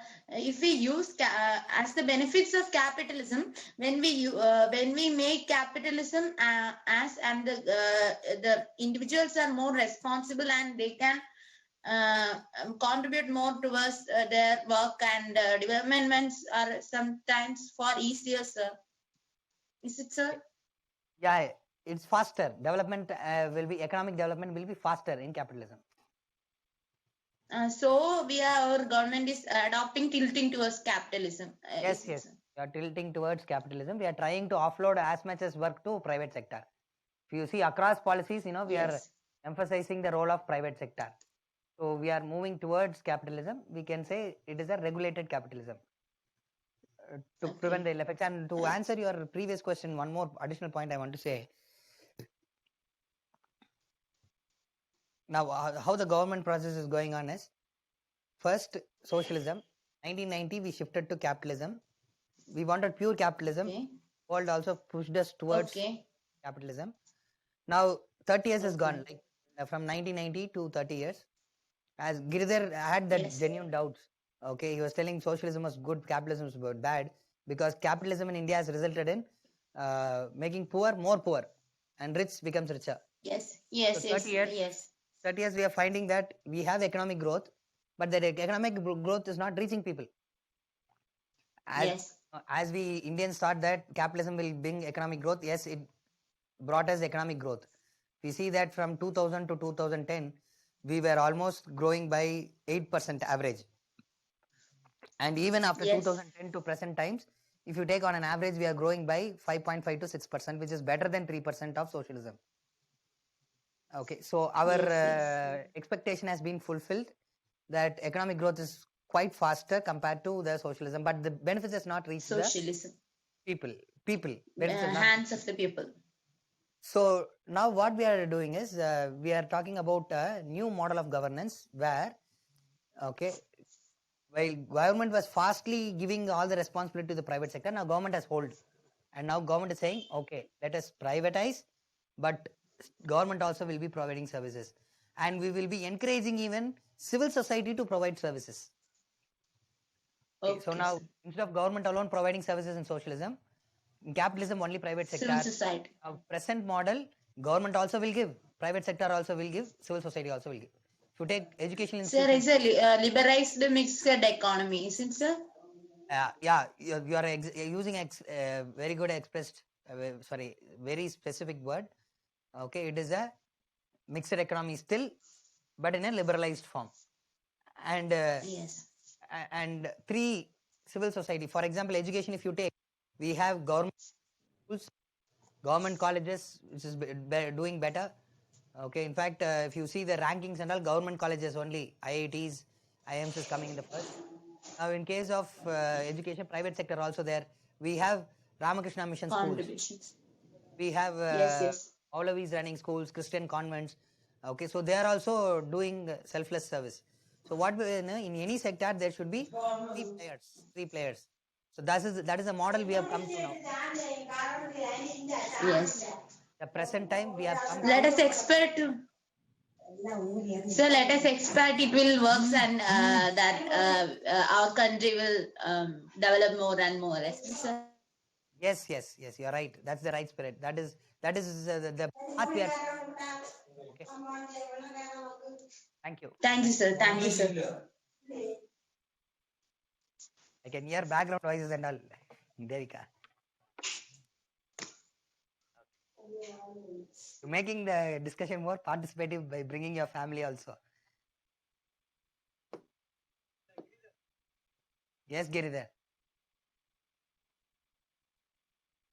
Yes, Sir, Giridhar. my doubt is how can capitalism presently the capitalism is on the tertiary sector, that is the services provided by the companies and banking and stuff. Now, how to increase the GDP or from the primary sector and the secondary sector, because it is still low. Yeah, I agree with your What point, can but the this government question, and private players do? this Increase? question, no? Please ask with economy. Ma'am will come. Ma'am, you ask to ma'am. I can explain. I have the answer, but it will deviate from our topic. Okay, and it will be overlapping in economic class.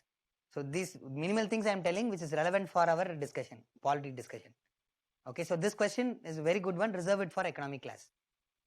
Okay, they will tell you what are the suggestions to, give more importance to the manufacturing sector. Okay, fine. Thank you, sir. Thank you. I mean, that is the problem of Indian economy, right? See, in all other countries, for example, China, they are better in manufacturing.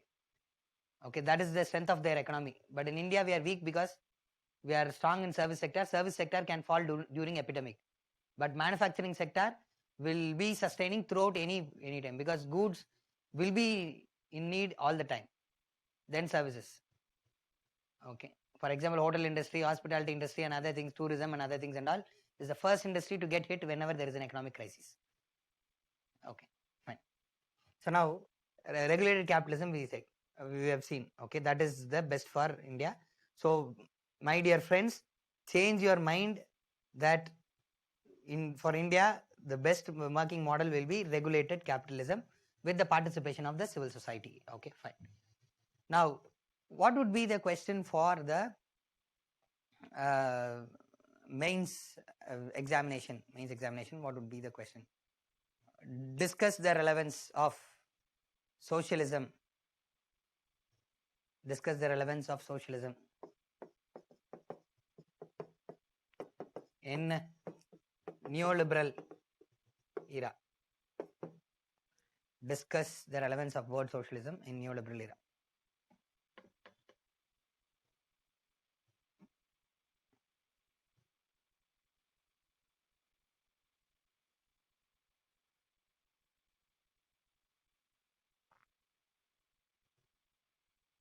Okay. Now I explain the context, then we can go for structuring. Somebody be ready with the structuring, okay, so that you can interact and we can go ahead. Jyoti, yes, Jyoti, fast. Sir, good morning, sir. Good morning. Sir, I having doubt regarding now government is moving towards the capitalism. Can it be impact on the concept of welfare state concept of India? That is where we are coming. You have asked the right question. Okay, so we have to discuss the relevance of both socialism. As Jyoti is asking, we are moving towards capitalism, so welfare concept of the state is reducing or not, she's asking. I've just rephrased it in a different word. Okay, formally UPSC will ask like this only. Discuss the relevance of socialism in neoliberal era. What is neoliberal era? Nothing but our move towards capitalism.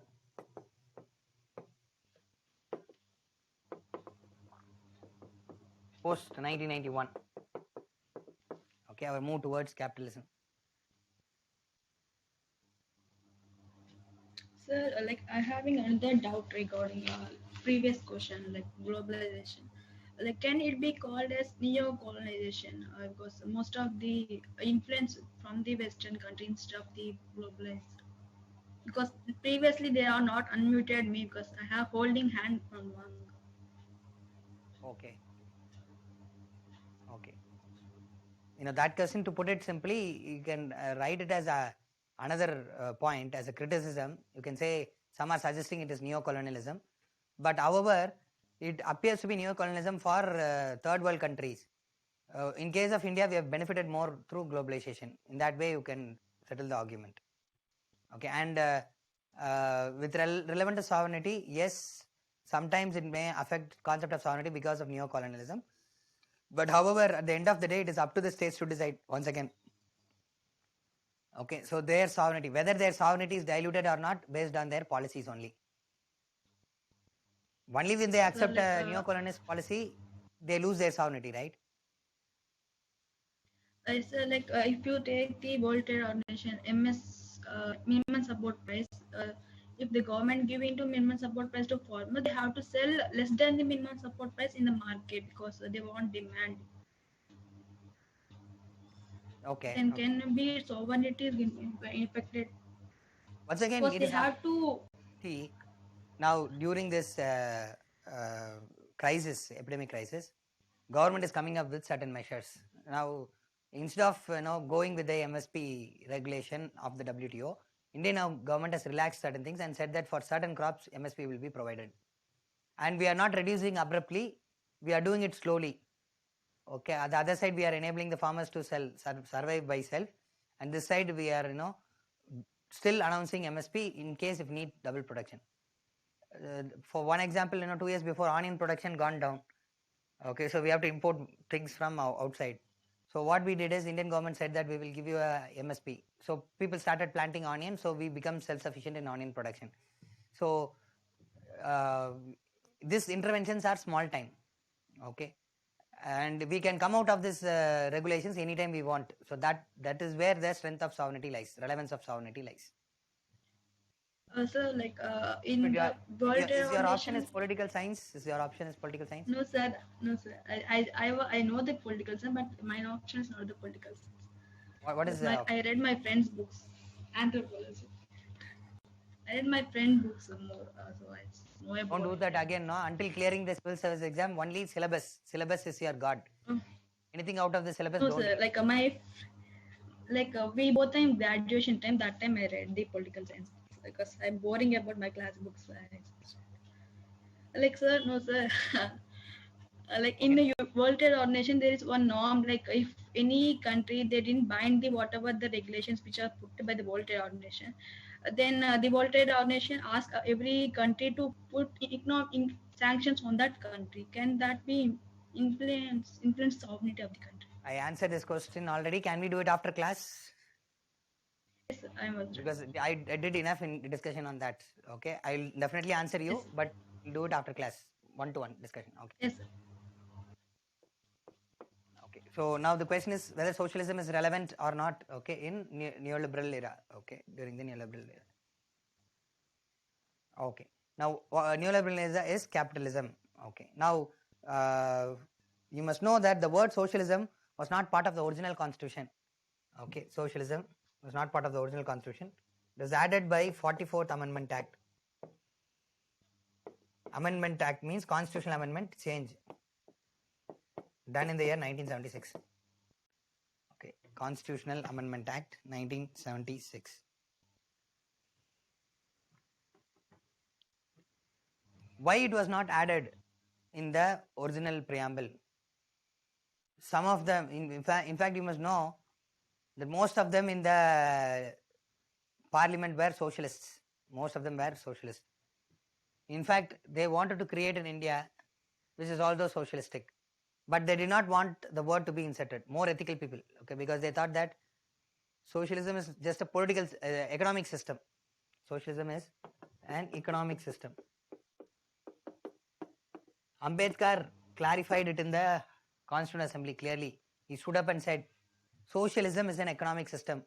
He said in 1950, or the time when the Constitution was written, at that time socialism was best form for Indian country.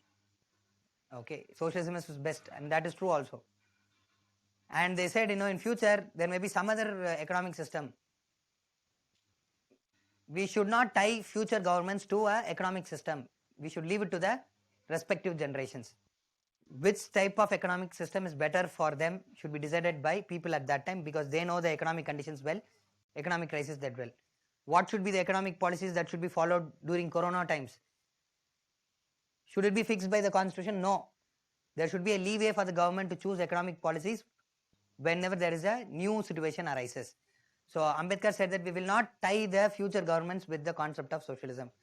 So socialism or capitalism or whichever economic system, it shall be decided by the respective government. And moreover, what is the work of Constitution? Constitution is a political document. It should tell who's going to rule, who's going to implement the rule, who's going to adjudicate. It resolves only the political problems. Okay, the political document, the constitution, should not be fixing a economic system. Okay, how people will produce and consume should not be decided by the constitution. So that is why the word socialism was not fixed. The governments were free to accept socialism or capitalism, anything. And the initial governments, as we know, they accepted socialism. That is because socialism was the best form of government for India, best form of economic system for India at that time. Two reasons. One is, private sector in India was not ready to take up the economic work. They did not have money. Because of the British Raj, the capitalists of Britain were getting more benefit. The Indian capitalists were suffering. They did not have enough money to start an industry. Okay. Second is, we required a planned development. Okay, because we have been exploited, so in all sectors has to be grown, and distribution of money should be done in a rational way. Okay, so what they decided is to adopt socialism. Okay, and government has to start industries. Okay, own means of production. And primarily in India, land was the reason for all the trouble. British government, okay, while administering India, they went for permanent settlement. They appointed zamindars. They told to the zamindars that you pay this much of money to us and you can collect whatever tax you want. So the zamindars paid permanent settlements, which was high, very exorbitant. To compensate that, zamindars collected very huge tax from their farmers, peasants in their land. So that is why till now we are not having agricultural tax. British legacy, because that was the problem for inequality. Land ownership also was problem. So immediately after the independence, we have to attempt for a land reform. Okay. So to attempt a land reform, okay, it is better to have socialism only. That one only can ensure a economic and social change in India. That happened also. Okay. So whichever states which are successful, okay, they were better, okay, in ensuring inequality is reduced, and even the vulnerable sections are being benefited. Okay, they become better than the other states which do not implement the land reforms. Okay, coming back, so here in case of socialism only can support land reform, so we adopted socialism. And you may ask, then what is the need for adding the word socialism in 1976? Who was the prime minister during 1976? Indira Gandhi. She went for nationalization.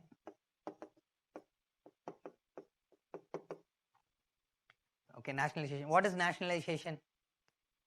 Converting private property into government property. Nationalization is converting private property into the public property. So starting from 1969, she nationalized banking sector, insurance sector, airline, okay, many sectors, okay, which she thought is very crucial. She nationalized them. Okay, so nationalization of the banking system.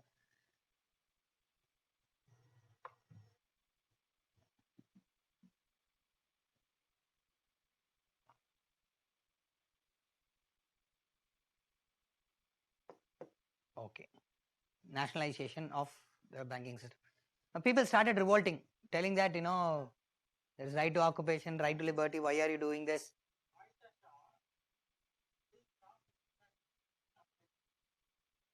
Please.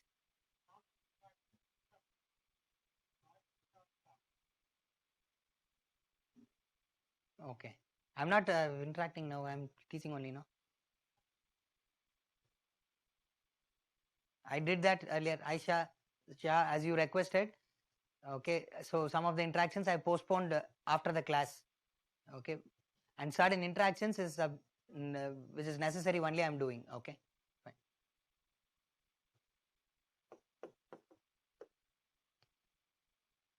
Okay. Yes, yes.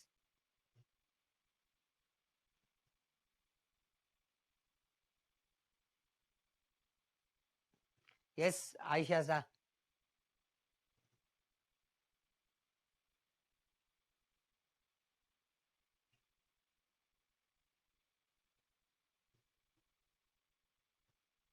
We'll reply after. You talk with me after 1 o'clock. We'll talk. Okay. So 1969, Indira Gandhi, okay, is in 1969. So banking and insurance and various sectors, no, she was nationalizing. So what happened is,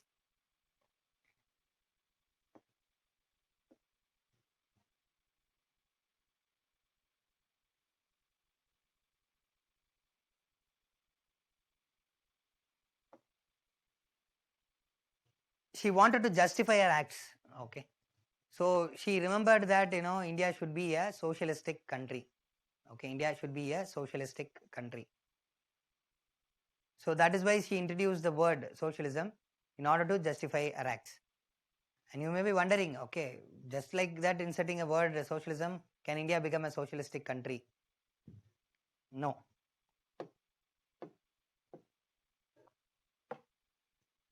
So some people filed a case in the Supreme Court.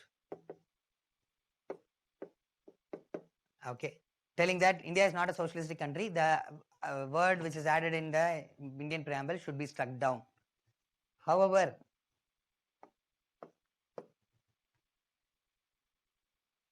the judiciary cited these 4 articles, 39B, 39C and 42. 38 talked about minimizing inequalities in income, wealth,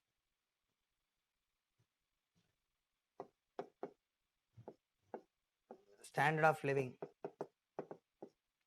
minimizing inequalities in income, wealth, standard of living, opportunities, minimizing inequalities in income, wealth, standard of living and opportunities. 39B,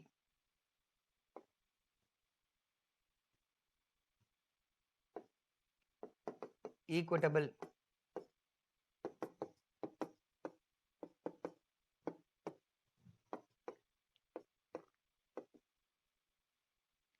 distribution of resources, prevention of concentration of wealth,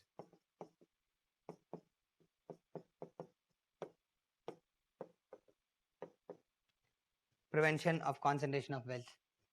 And then 42, creating better working conditions,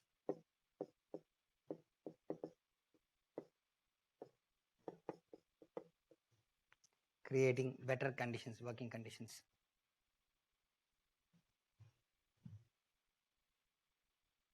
Creating better working conditions for the people.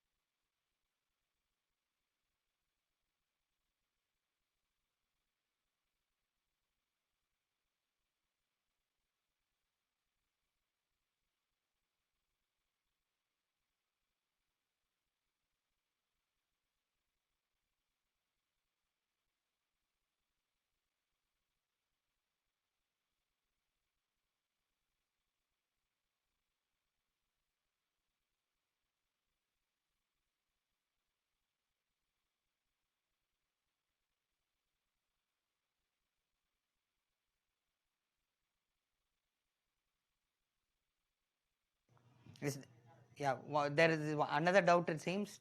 I'm coming to answer that doubt. Okay, for your one person has asked whether we are moving out of the preamble, just because we are moving towards capitalism, because the preamble states socialism, but we are moving to capitalism. Are the Indian government is going out of the preamble? That is why the question I asked, discuss the relevance of word socialism in the times of neoliberal era. To write that answer, you need these understanding. Okay, so wait for my discussion to over, so you will be able to understand.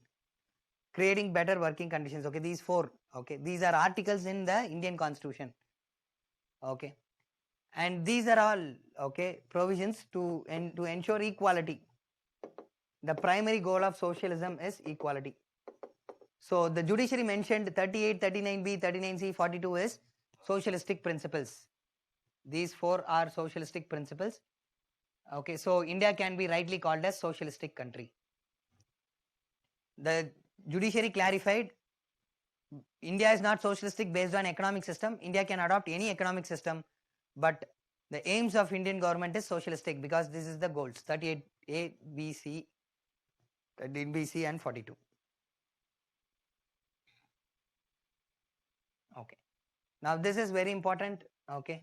Minimizing inequalities. They are not asking for eliminating. Okay. Eliminating. Okay. Minimizing inequalities in income, wealth, okay, standard of living and opportunities. See, day before yesterday the results came. If all of us we are writing, all of us, those who write examination is given IAS, will there be charm to IAS? No, there is no utility also. Okay, so we are not talking about perfect equality, we are trying to minimize the inequality. Okay, remember that. So if there is a doctor and a compounder, the doctor will be paid higher level of salary compared to that of a compounder. That one only incentivize the doctor to study much. 5 years of preparation plus 1 year house surgeon, then post graduation and some tough practice. So all this they do so, okay, with efficiency. It's because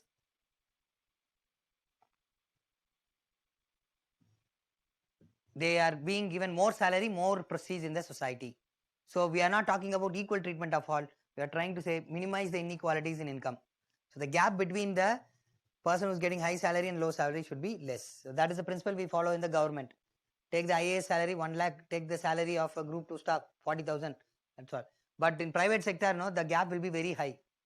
Okay, the CEO will be getting some millions of rupees, whereas a last level employee will be getting 15,000, 20,000 rupees. That's all. Okay, so the constitution tries to minimize inequality, which is a socialistic principle. Okay, but perfect communism like China and all, perfect communist, perfect socialistic states, they will try to equalize everything.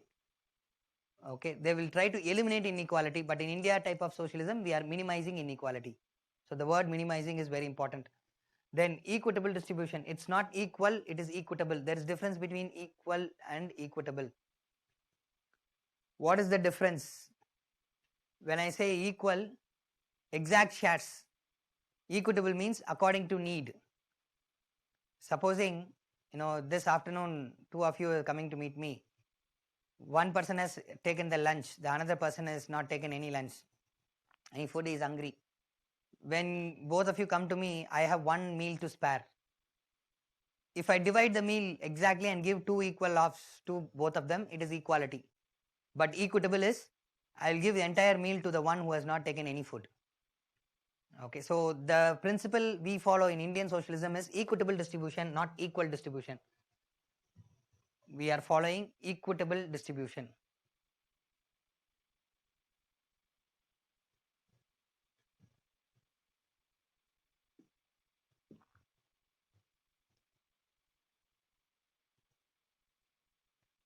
Okay, equitable distribution.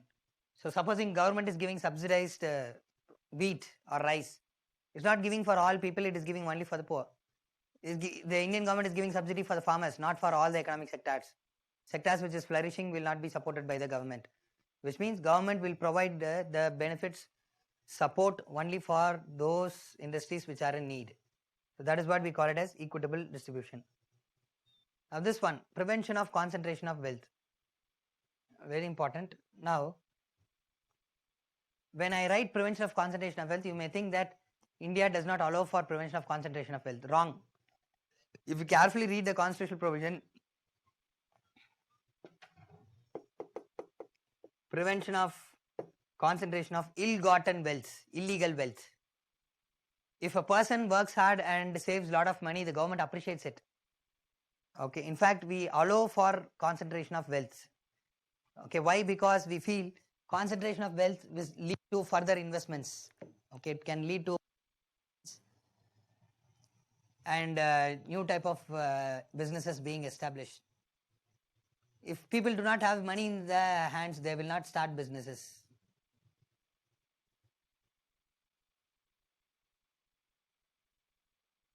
Okay, so concentration of wealth is allowed, but only legal concentration of wealth. Then what is ill-gotten concentration of wealth? Supposing a person is earning money, not showing any account to the government, stashing lots of money in the foreign bank. Okay, so that money is not useful in India. Revenue is also not, tax is also not paid. In that circumstances, it is called as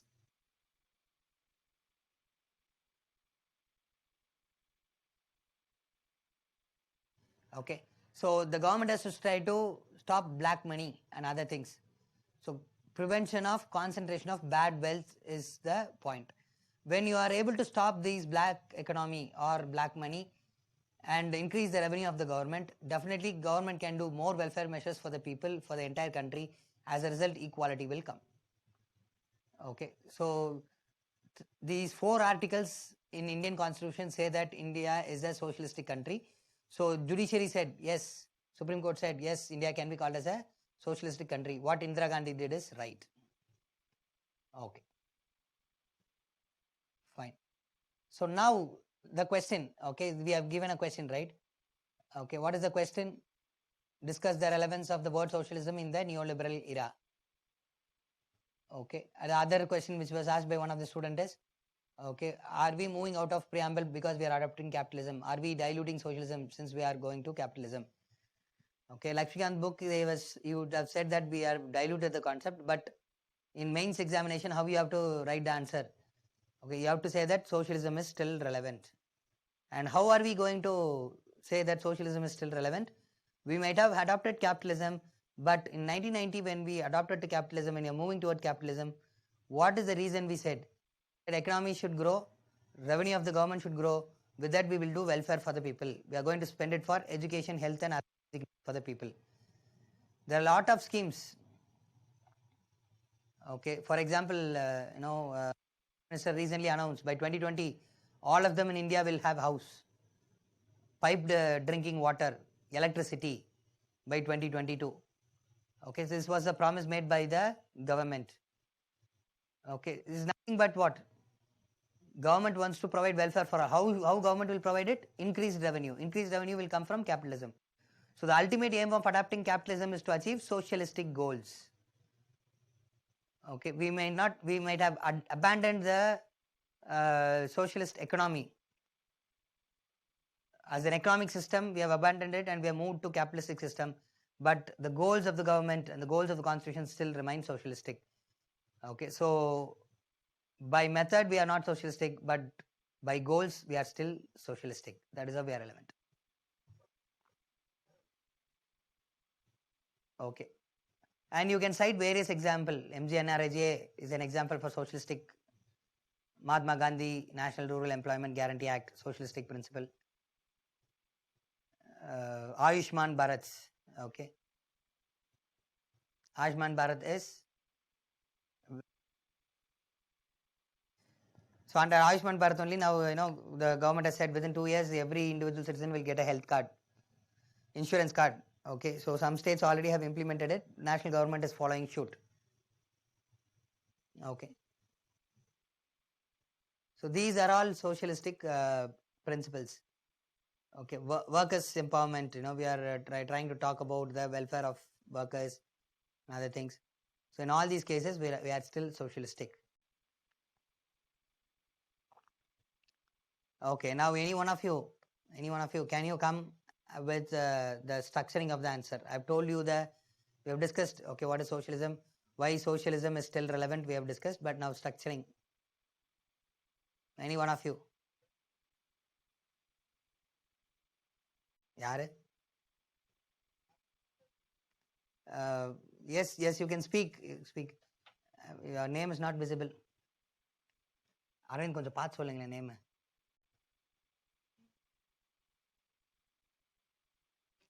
Sibi. Oh, yes, sir. Please talk. So, yeah, according to the structure, the keyword would be socialism and neoliberalism. Very good, very And good. First, let's do one by one, please. Help me. As you said, yes, as sir. you rightly said, first step, keyword should be underlined in the question. The keywords in the question is two things: socialism, Socialism and neoliberalism. neoliberalism. So the introduction would be And to then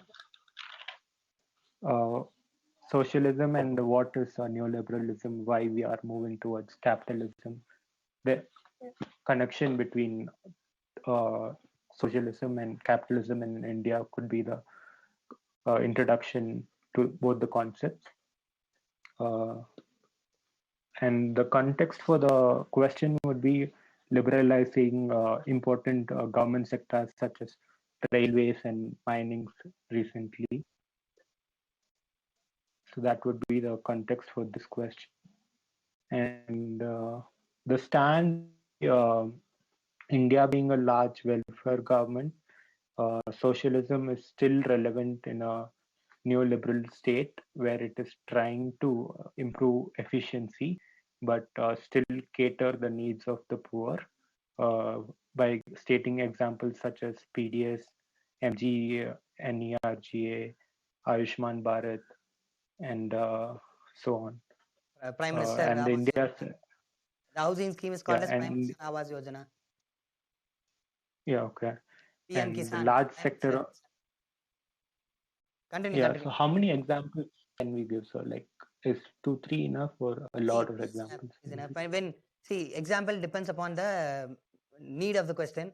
Suppose you have multiple points to write, stick with one example. Okay, but if your shortage of points, you have only 3 points, then fill it by giving more and more examples. That is how you manage the paper. Okay. So these exams. And since India's economy is largely an informal sector, socialism would play a better role than capitalist society. That's a beautiful point. Beautiful. Okay. So in conclusion, he's saying in India, most of them are in informal sector, so they need social security. Okay, so that social security can be achieved by capitalism working for socialistic goals. Yeah. Okay, so the word socialism is relevant. That is how we have to conclude. Good work, Sibi. What's your full name? Sibi Adarsh. Sibi Adarsh. Okay, fine. Okay. See, now the answer goes like this. You have to define socialism and neoliberalism. Okay, and then you have to talk about the context in which this question is raised. What is the context?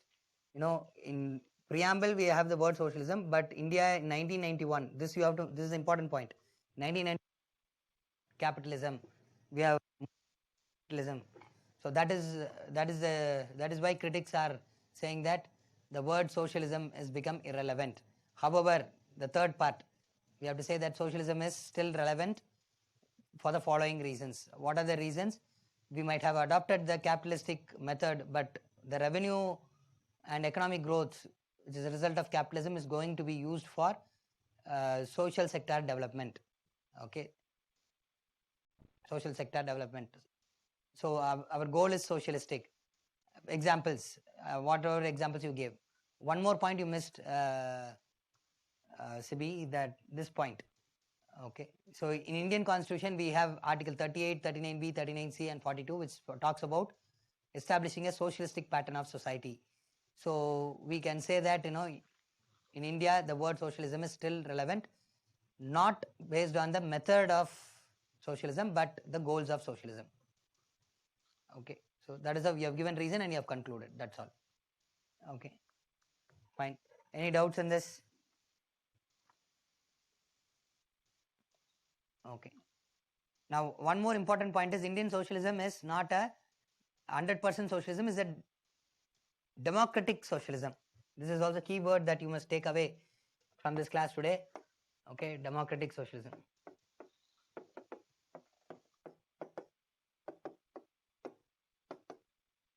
Democratic socialism.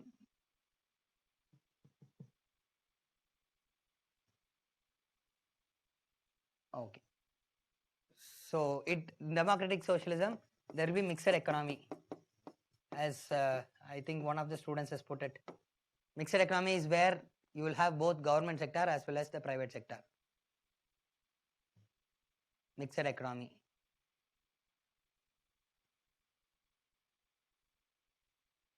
Private sector and government sector. And as I told you, all of you remember, Lakshmikant book, it won't report it, but in the recent economic surveys and all, they have talked about, okay, an economy which is mixed, okay, mixed including the civil society, government, private sector, and you will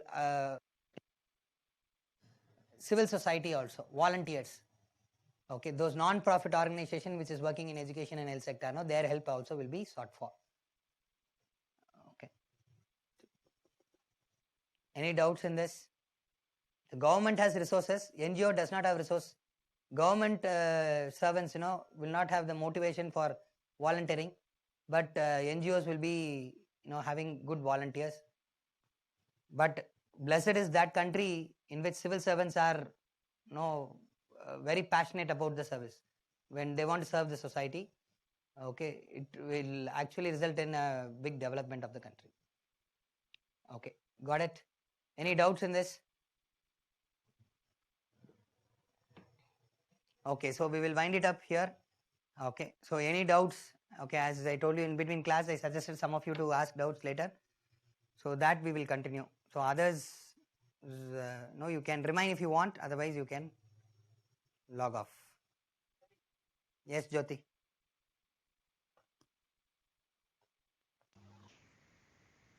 Good afternoon, sir. Sir, having doubt regarding previously that if World Trade Organization impose sanctions on if on India, like government is not taking how means the MSP that if government is giving to farmers, but they have to sell below to the international market, then World Trade Organization can impose sanctions on India because it is not The selling same issue as now, the the demands of same thing. In WTO, there was a clause called as AOA, Agreement on Agriculture. agriculture. Yeah, we had to sign it in 2016. India refused to sign it first, and we wanted to negotiate better terms for India. That is called as peace clause. Okay, so that has been allowed by WTO. So we have accepted with that exception only. So we are negotiating with WTO. Food security. That is sovereignty. And for the food security. That is for the food security.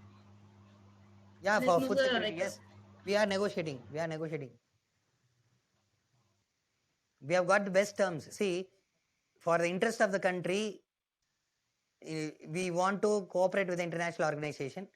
At the same time, we have to safeguard the interests of India. So we said we will not accept as you are dictating.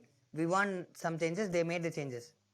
RCEP, Regional Comprehensive Economic Partnership with ASEAN, India did not sign it. Okay. Why? Even though they said we will put sanctions and other things, India said no, we will not.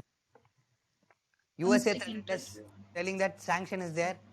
Yeah, sanction is there, so don't buy oil with Iran. India categorically said you should not interfere in our bilateral relations. No. Okay. Sir, if you see the sir, if you see sir, if you see Iran, US sanctions on Iran, compared to 2015 to 2019, the oil which we are importing from the Iran is going to reduce, because if in 2050 it is 13%, but if it is now it is below or more around the 5%. Then we are accepting the US sanctions, most like we are accepting US sanctions on Iran. Then can it be impact on the sovereignty of India? We are accepting because we feel that if we, please United States by reducing imports from Iran, we are assisting USA.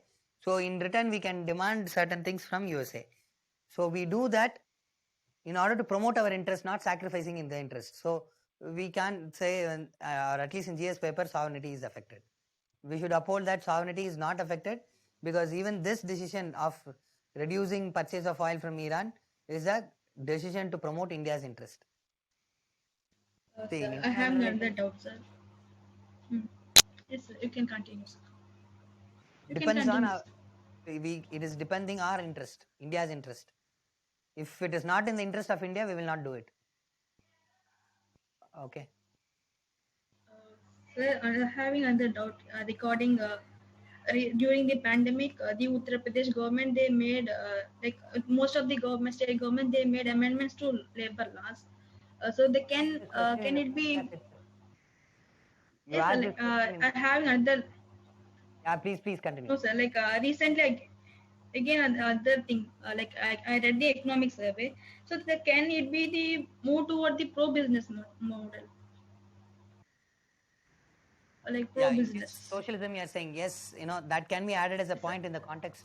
You can say in India, socialism is diluted because of the dilution of labor laws. Okay, and after stating that, however, it is to presently attract more investments and investment in the infrastructure. The base labor laws is still remaining, and government, the other side, is concentrating on social security measures. In case of labor laws, it puts the responsibility on the private sector. Now, by diluting labor laws, you are allowing the private sector. Any fallout from the private sector, the government is making social security schemes like housing for all, insurance, health insurance cards is going to be issued, one nation, one ration scheme. Okay, so in that sense, we can say India is still socialistic. See, if you think conclusion and then decide, points will be generated. If you are always critical points only will come. So first say decide socialism is relevant. So then you can back up. So labor laws in one side they are diluting, but social security. Can I point out this point in the console? The same way I did do it. Can I write this point in there? You can write this point, but you should overwhelm the point, which means you should Yes, counter you that. have to overlap the way, sir. Yes, you have to counter the point. So tell that Yes, sir. labor laws are diluted. It may appear that socialism is diluted. However, the labor who are going to be affected by this, loose regulations is going to be supported by social security schemes.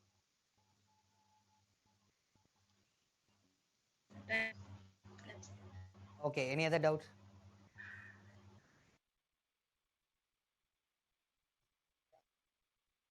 Pujita, yes, you can speak. Hello, Yes. sir, am I audible? Yes, you are audible. Yes, you are audible. Sir, the protectionism policies like banning of the Chinese imports can we come under socialism? Can we? Can we consider it as a socialistic idea? Which one? Banning imports from China, you are saying? Yes, sir. See, the pledge of Atmanirbhar can be given as an example of socialism. Okay, socialistic goal, self-reliance. Okay, producing goods by one country. Okay, that we can say.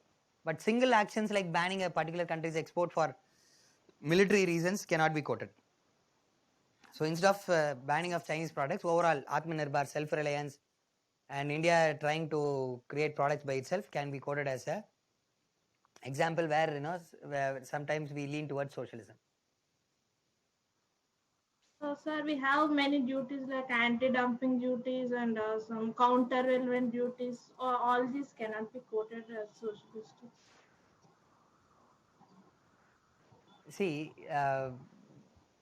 as I told you already, India is socialistic not by its method, economic system. We have changed, even though countervailing duties is there, anti-dumping duties is there. Predominantly, we are capitalistic still now. We are ready for international exchange of goods and services. Okay, in idea only. So you have to attack the welfare side. Okay, or you have to mention that India is socialistic because it is providing welfare to the people.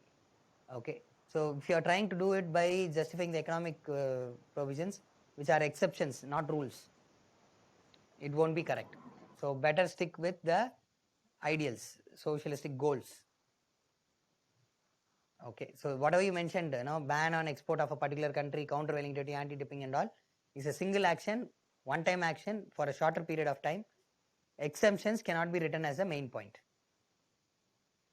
Got it? Okay, thank you.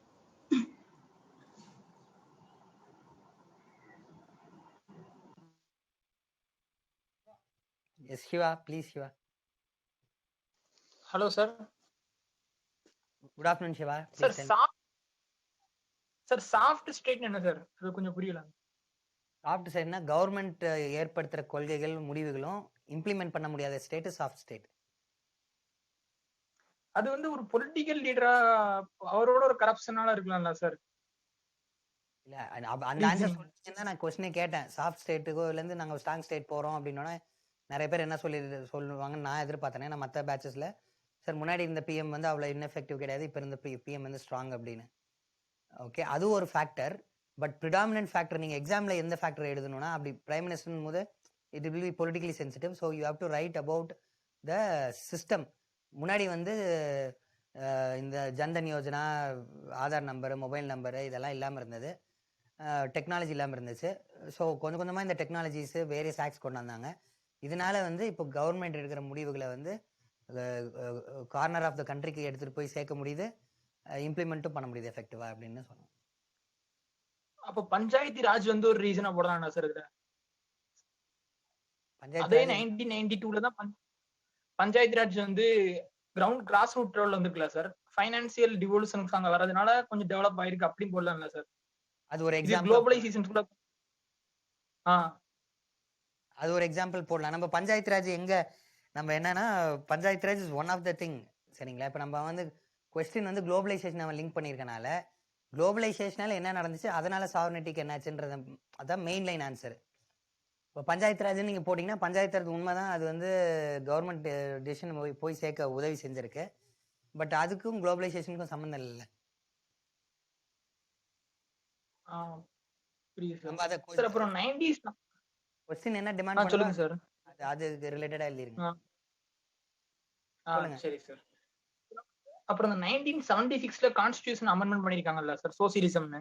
ஆமா ஆமா ஆமா. அதுக்கும் 1977 எமர்ஜென்சிக்கு எதுவும் link இருக்கா sir? Link இருக்கு. இந்த sense அவங்க சோஷியலிஸ்டிக் மெஷர்ஸ் எடுத்து ப்ரொடெஸ்ட் பண்ண ஆரம்பிச்சாங்க. யாரெல்லாம் அஃபெக்டட் பார்ட்டிஸ் இருக்காங்களோ அவங்களாம் வந்து பொலிட்டிக்கல் ப்ரொடெஸ்ட் பண்ண ஆரம்பிச்சாங்க. இன்ஃபேக்ட் அதுக்காண்டி தான் வந்து அவங்க எமர்ஜென்சியை இன்னும் ரொம்ப ஸ்ட்ராங்கும் கூட பண்ணாங்க. ஸோ ஆல்ரெடி சோஷியலிஸ்டிக் மெஷர் 1916ல ஆரம்பிச்சிட்டாங்க. அது உச்சத்துக்கு போகும்போது 1975ல எமர்ஜென்சியை வந்து உருவாக்க வேண்டியது இருந்துச்சு. எமர்ஜென்சி நடுவில் திருப்பி அவங்கள அசர்ட் பண்ணுறதுக்கு 1976ல என்ன பண்ணுறாங்கன்னா இந்தியா வந்து ஒரு சோஷியலிஸ்ட் கண்ட்ரின்னு டிக்ளேர் பண்ணுறாங்க Indira Gandhi. Okay sir. Sir அப்புறம் இந்த கேபிட்டலிசம் அப்படிங்களா சார், அது புரியுது சார் கேபிட்டலிசம்னு. ஆனா இப்ப அமெரிக்கால வந்து ட்ரம்ப்புக்கே அப்போசிஷனா அப்போ வந்து ஒரு கேபிட்டலிசம் உருவாயிட்டு இருக்குல்ல சார். அவரோட ட்வீட், ஒரு கவர்மெண்ட் ட்விட்டரே ஒரு பிரைவேட் கம்பெனி அவங்க ரெகுலேஷன் லா படி ரெகுலேட் பண்றாங்க. இது வந்து ரெகுலேட்டருக்கே ஒரு ரெகுலேஷன் பண்ற மாதிரி இருக்குல்ல? That is the power of money, power of money, power of investment.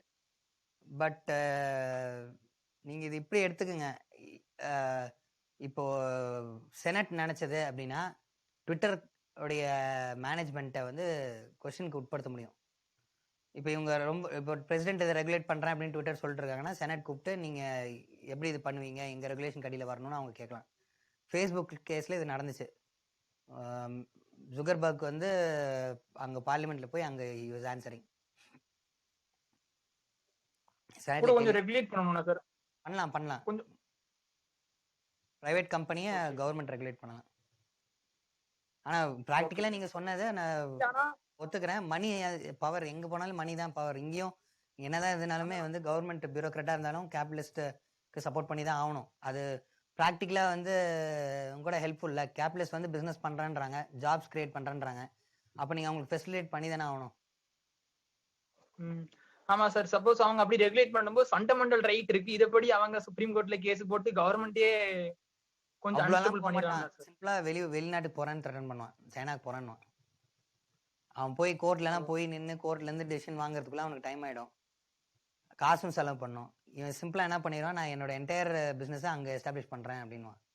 இல்லைனா அவன் ஒரு பேட்டி கொடுப்பான். சிஇஓ வந்து ஒரு வாஷிங்டன் போஸ்ட்லயோ கார்டியன்லயோ இல்ல இந்தியன் எக்ஸ்பிரஸ் இண்டூலையோ வந்து பேட்டி கொடுப்பாங்க. என்னன்னு சொன்னான்னா, இந்த கவர்மெண்ட் வந்து ஈஸ் ஆஃப் டூயிங் பிஸ்னஸ் கிடையாது, ஸோ வந்து எங்களுக்கு கோஆப்ரேஷன் கிடையாது, அதனால வந்து வராதிங்க, இங்கே யாரும் வராதிங்க அப்படின்னு அவன் சொன்னான்னா அடுத்து வர இன்வெஸ்டர்ஸும் உள்ள வரமாட்டான்.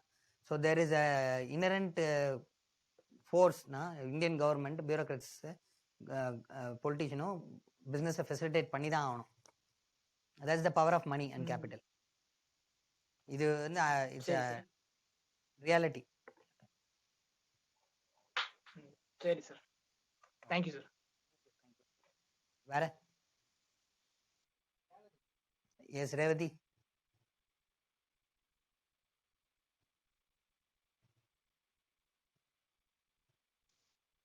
Hello, sir. So good afternoon, sir. Good afternoon. So you told about nationalism, and a case was filed in the Supreme Court against nationalism. Is it so, sir? No. The case is, against change adding the word socialism in preamble. So people file a case telling that the word socialism should be removed. The reason why socialism was brought is Indira Gandhi wanted to support a nationalization action in order to implement. Yeah. Oh, okay, sir. Nationalization sir, where you're Tamil only, no? No, sir. I'm from Kerala, sir. Okay. So nationalization is different from nationalism. Nationalism is the idea, feeling that my country is very important to me. I feel in Indian like Yes. that. That is nationalism, and as a group. Whereas you come to this thing, nationalization, it is converting private property into government property. Okay, sir. So those people that filed the case in the Supreme Court, it was during this a period where socialism had some importance, sir. Is it so, sir? So those people who filed the case, were they against the socialism? Yeah, they were against the word socialism because that was used to justify nationalization. Those who are frustrated with nationalization directly, they cannot do so. So they filed case for removing the word socialism. See, one of the main principles of socialism is nationalization. Any socialistic country will opt for. So it is an intertwined concept. So who is against nationalization will also be against socialism. Who is against socialism will also be against nationalization. Okay, sir. I got it, sir. Okay. Thank you very much, sir. Welcome.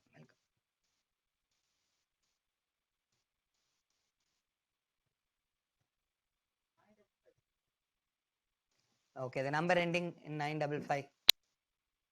Hello, sir. I'm Vignesh. Sir, can you tell about the difference between the regulated capitalism and the mixed economy, sir? Is they are same or are they different, sir? See, in a mixed economy, there may be private sector without regulation also. So while we are following mixed economy, we allow the private sector, but we ensure that private sector is regulated also. Okay, sir. Sir, my second doubt is in mains answer writing, can we say some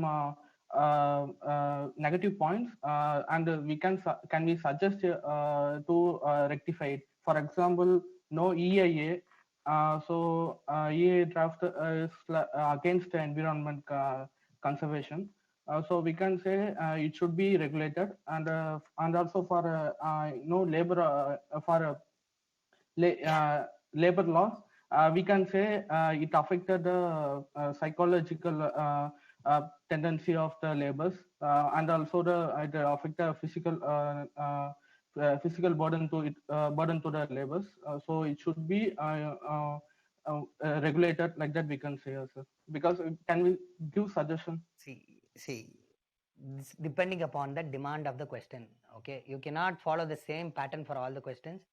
This way of answering, writing the pros, negatives, and suggesting measures, that is GS3, science and technology, social issues, governance.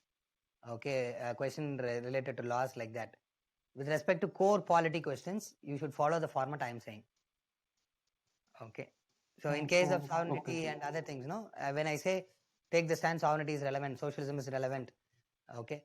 Here I am saying that don't go for negative. Even if you write negative 1 or 2 points, overwhelm it. Okay, and come to the conclusion. I am saying this format applies for GS2 polity. Oh, okay, sir. Sir, the format you are saying is for GS3. Oh, okay, sir. Sir, for GS2, we should want to fix only the positive aspect, and if there is any negative aspect, means we should want to over counter it. Sir? Yes, settled ideas go with that. Settled ideas go with that. Okay, sir. Sir, my third doubt is, the 44th Amendment for inserting a socialistic word to the preamble. Is the Russian influence also is one of the reasons, sir? We can take it like that, sir. Because 1972 war. Yeah, they are not asking historical evolution of the word socialism.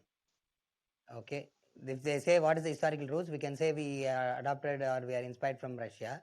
Now the question is very simple: whether socialism we are following it right now or not, whether it's relevant or not in neoliberal era. So don't go out of the question. Your statement is correct, but that statement should not come in the answer, because the question is completely asking whether socialism is okay or not now. So its historical past need not be mentioned. Oh, okay, sir. Okay, sir. Then that's my question, sir. Thank you, sir.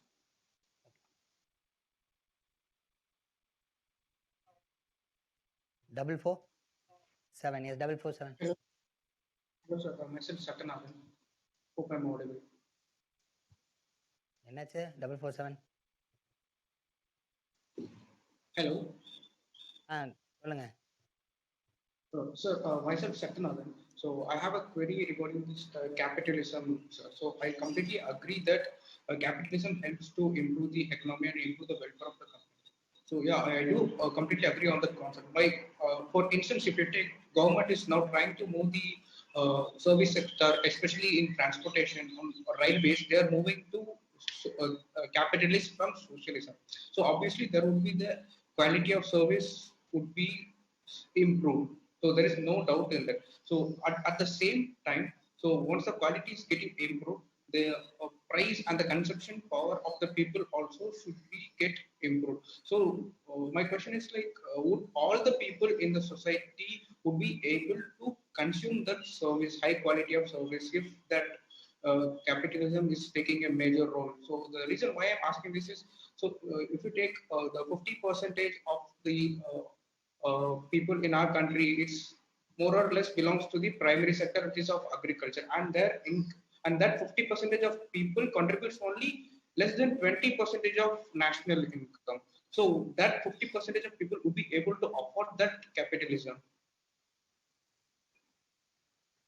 Yeah, here that is why, as in between the discussion, I told capitalism will serve the better and those people who are capable of supporting themselves. Definitely, capitalism will leave some people to fend for themselves, especially vulnerable section will be unprotected. So that is why I said regulated capitalism, where there must be social security. Okay, so supposing the government is giving the private sector, railways, what government has said, core operations they will do. So they will serve for all people. Other periphery things is given to the private. Even if core operations is given for the private sector, government will mandate, okay, that certain compartments like unreserved compartments should be continued to be operating. So that is where regulated capitalism, government will take measures that the untouched part of capitalism also is served when government sector is moved to private sector. So that is the better option. Okay, so choose for privatization along with and ensuring that the unprotected is giving protection. Fine.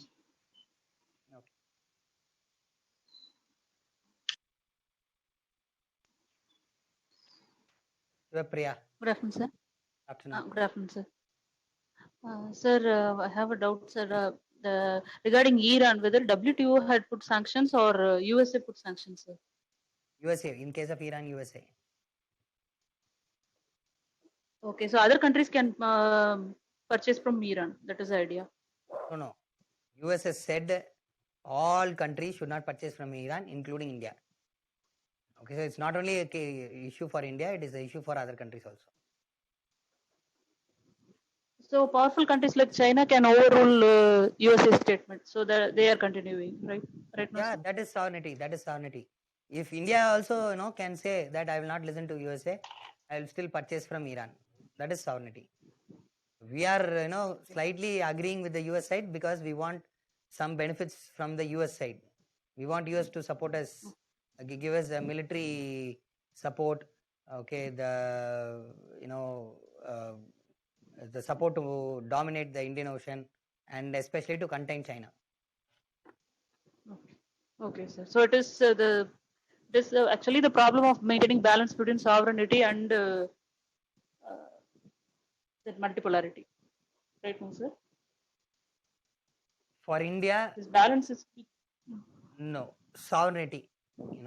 Balance. The point I'm trying to stress is, at any cost, we will not leave our sovereignty,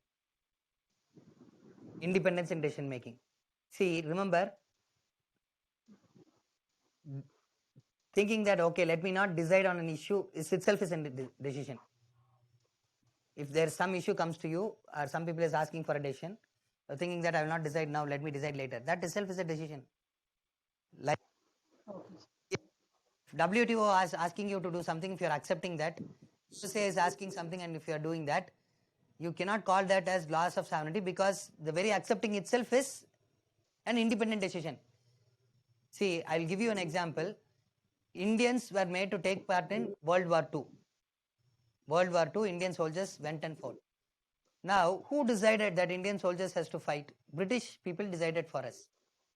Whether Indians has a choice in deciding that? No. So we did not have sovereignty to decide. But now if a war comes, if India participates with a request from some other country, say US is coming, come let us attack North Korea, help me. And India is going and doing it. Okay. Whether to join with US or not, Indians only will decide. So if Indians choose to join the war from the request of US, that does not amount to dilution of sovereignty. Sovereignty is independence in decision making. It's not only saying no, it is also the independence in saying yes. If international decision is coming, sovereignty is the independence to say yes to the international decision or no, both. Okay, so the general problem is we may think that sovereignty is always saying no. Not like that. Sovereignty is, you can say either yes or no, but when you're saying yes or no, you will do it for your own country and it is your independent decision. Okay. If only yes, in sir. your interest is It, coinciding with the other's interest, we will be okay with that. yes, So the yes, British example, Second World War example, you keep in mind. That will be fine. Second World War. Okay. Okay. And, regarding one more, this socialistic goal, sir, means any country will have that idea, no, sir, to work for the welfare of the people. Means if USA, though it is more based on capitalism, it will also spend some money for people welfare, no, sir. So how can we say only socialistic goals are only for India? Means on. The question is they are asking for India, so we are answering for India. That's all. Because Indian. But, yes, that. See, US. That is okay, sir. But US will also have some socialistic goals, no? That's what I am asking. But US Constitution never ever speaks about socialistic concept. They're not using the word socialism. In India, we have used the word socialism and we have adopted capitalism. That is why the question will come. Okay, are you able? They are asking why socialism is relevant, because we have used the word socialism. They have not used the word, so they will not ask question there with respect to US and Western countries.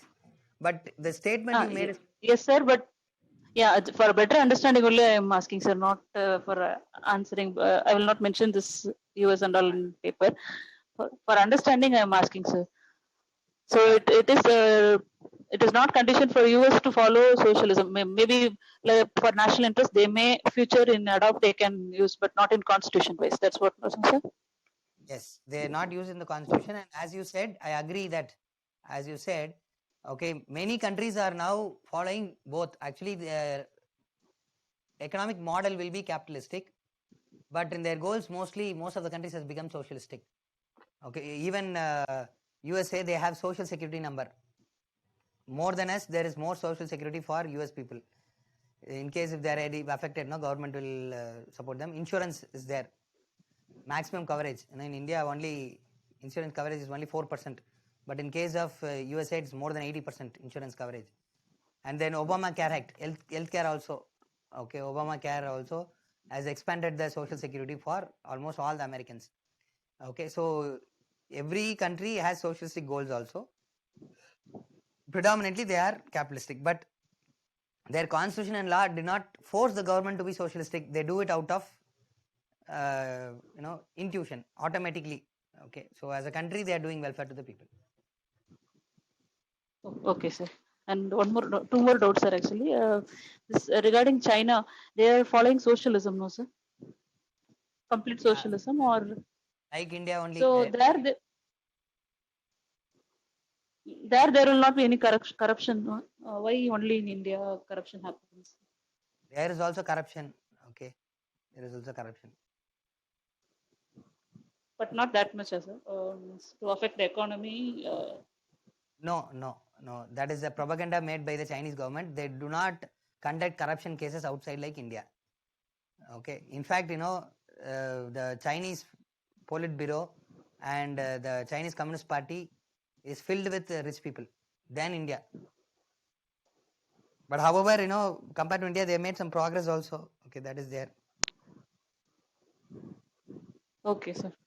Okay, sir. And what is the difference between communism and socialism, sir? Ask this question tomorrow morning. This needs to be told to all the students. Okay, because everybody will have this doubt. See, remind me in the morning. I'll talk about that. Okay, sir. In chat box, shall I mention, sir? Sorry. In chat box, shall I mention, sir? Means in the next class. Yeah, in the next class. Please remind me in the chat box. Okay. Okay, sir. Thank you, sir. Thank you, sir. Thank you.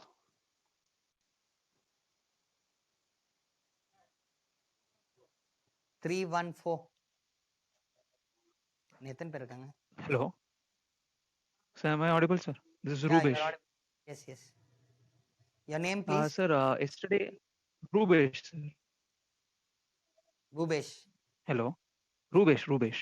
Yeah, Rubesh. Tell me, Rubesh. Sir, yesterday I raised a question regarding Kachativu and Dengla enclaves. Will it affect under union sovereignty? And its territory. When we speak about union and its territory, there we will speak. Sir, you given a question, no, sir. Discuss the concept of sovereignty in relevance of border issue. Okay. Can I mention these 2 points in that, sir? Yes. You can mention. Because of having advantage in the bilateral relations, we are tends to donate some places to the neighboring countries. It affects the sovereignty of the country, sir? Yes, it definitely affects sovereignty. But when it is done by force outside, or it is done deliberately by one political party without proper debate, proper reason, then only it is a dent on that sovereignty. Okay, sovereign country can accept a territory as well as cede a territory. But ceding a territory should be done with a consensus of all the political stakeholders. No, but as per the constitution, does it permits to cede a territory, sir? Constitution does not speak about it, but the judiciary have said if you have to cede a territory, you have to go by a constitutional amendment. Okay, sir. Sir, one more doubt. Is Atmanirbhar Bharat is a socialistic or a capitalistic move, sir? It is a socialistic move because self-reliance. No, capitalism talks on interdependence. Okay, it does not talk about restricting the economy to one country. It is against import substitution. So socialism is a nearer concept. So Atmanirbhar. Can I interpret that it enhances the socialism in the national level, but improves the local capitalistic method, sir? Yes, you can do so. Okay, sir. Last one, sir. Is my interpretation is right? Is that the failure of complete socialism pushed India to the democratic socialism? Come again? Does the failure of complete socialism, which was proposed by Indira Gandhi ji, pushed India to the democratic socialism where mixed economy and the capitalism gave? In fact, the complete socialism failed already before India established the constitution. Okay, both in China as well as Russia. So now what Indian leaders thought is, from the commencement of the constitution itself, they opted for a democratic socialism. Even Indira Gandhi was not okay for socializing everything. She does not want nationalization of all. She wanted to nationalize only principal means of production, meaning core industries alone, no capital industries alone. She wanted to. Sir, does it shrinks the no the role of the government, the responsibility of the government in the capitalistic way, sir? Just for the sake of shrinking their own responsibility for the thing, they are converting from socialism to capitalism. Yeah, put it and rephrase it in this way. When you concentrate on more sectors, inefficiency will be there. Government is trying to reduce its area of responsibility in order to increase its effective governance.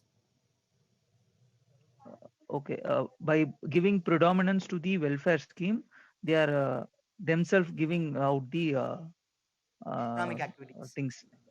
Okay, okay, sir. Thank you, sir. Welcome.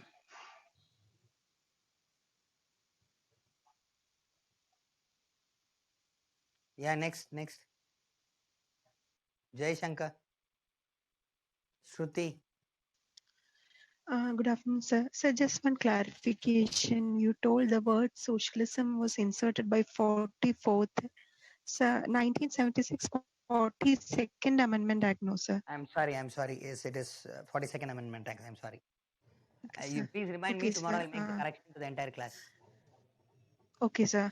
Sir, my doubt this next regarding what is role of sovereignty in Jammu and Kashmir issue? Is sovereignty question, no, sir, in Kashmir issue? I mean, removal of Article 370. Separatists are attacking the sovereignty of the country. Okay, that is the example that we can use with respect to Jammu and Kashmir. We cannot say that, the activists will say their sovereignty is affected by Indian government, but as a bureaucrat, you cannot accept that. We will not say sovereignty because Jammu and Kashmir is part of Indian Union. Okay, sir. You have to Okay, put sir. that. Thank you, sir. Thank you. Okay, sir. Thank you, sir. Pooja. Sir, good afternoon, sir.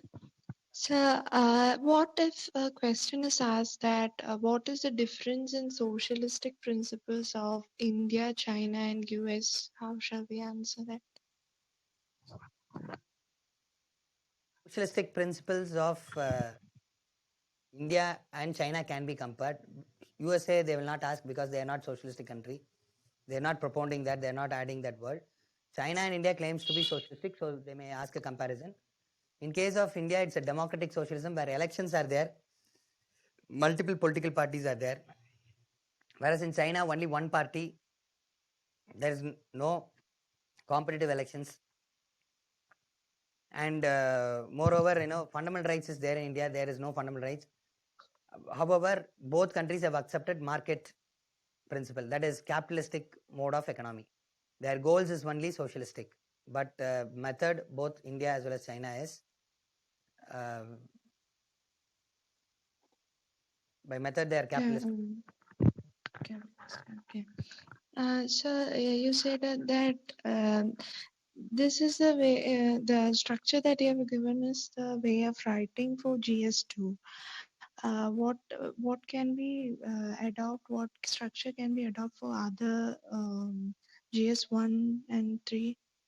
We will be, all the faculties will be dealing on that area. Don't worry. Their respective subjects, they will deal with that. Okay, sir. And we have exclusive mains writing practice also, no? So there also will be taught. And multiple strategies are there. That's afterwards, right? Now we have to start writing as a practice, so it will be easier if we start now. I mean, as a structure, then it will be easier, right? That's why. In case now you start writing with polity. In polity itself, no, this structure will be okay only for the philosophical part. That is until DPSP. Now, after that and all, the pattern will be different. Okay, so learn one by one. You will be taught. Don't worry. Okay, sir. Thank you, sir. The general thing is when you find the keywords, underline the question word, okay, and do that. And when we come to these things and all, other words, I'll explain examine, analysis and all, what is the meaning of it, how to handle that. That will be told in each class. Okay. So my thing is, if I Okay, tell sir. all the question related structure in the same day, you will forget everything. Okay. So one Okay, sir. example, one structure, one exercise we do. So even in between, somebody texted me, sir, sir, you are interacting too much, so please cut it. It is wasteful. But I feel, when I engage guys, they'll be more effective and you will be able to practice well. And then and there, you can raise and we can finish it off there. That is why I'm doing. I'll be doing it. Okay. So by the time we are completing DPSP, you will be overall will be equipped to take up any mains question. Don't worry. Oh, okay, sir. Thank you so much, sir.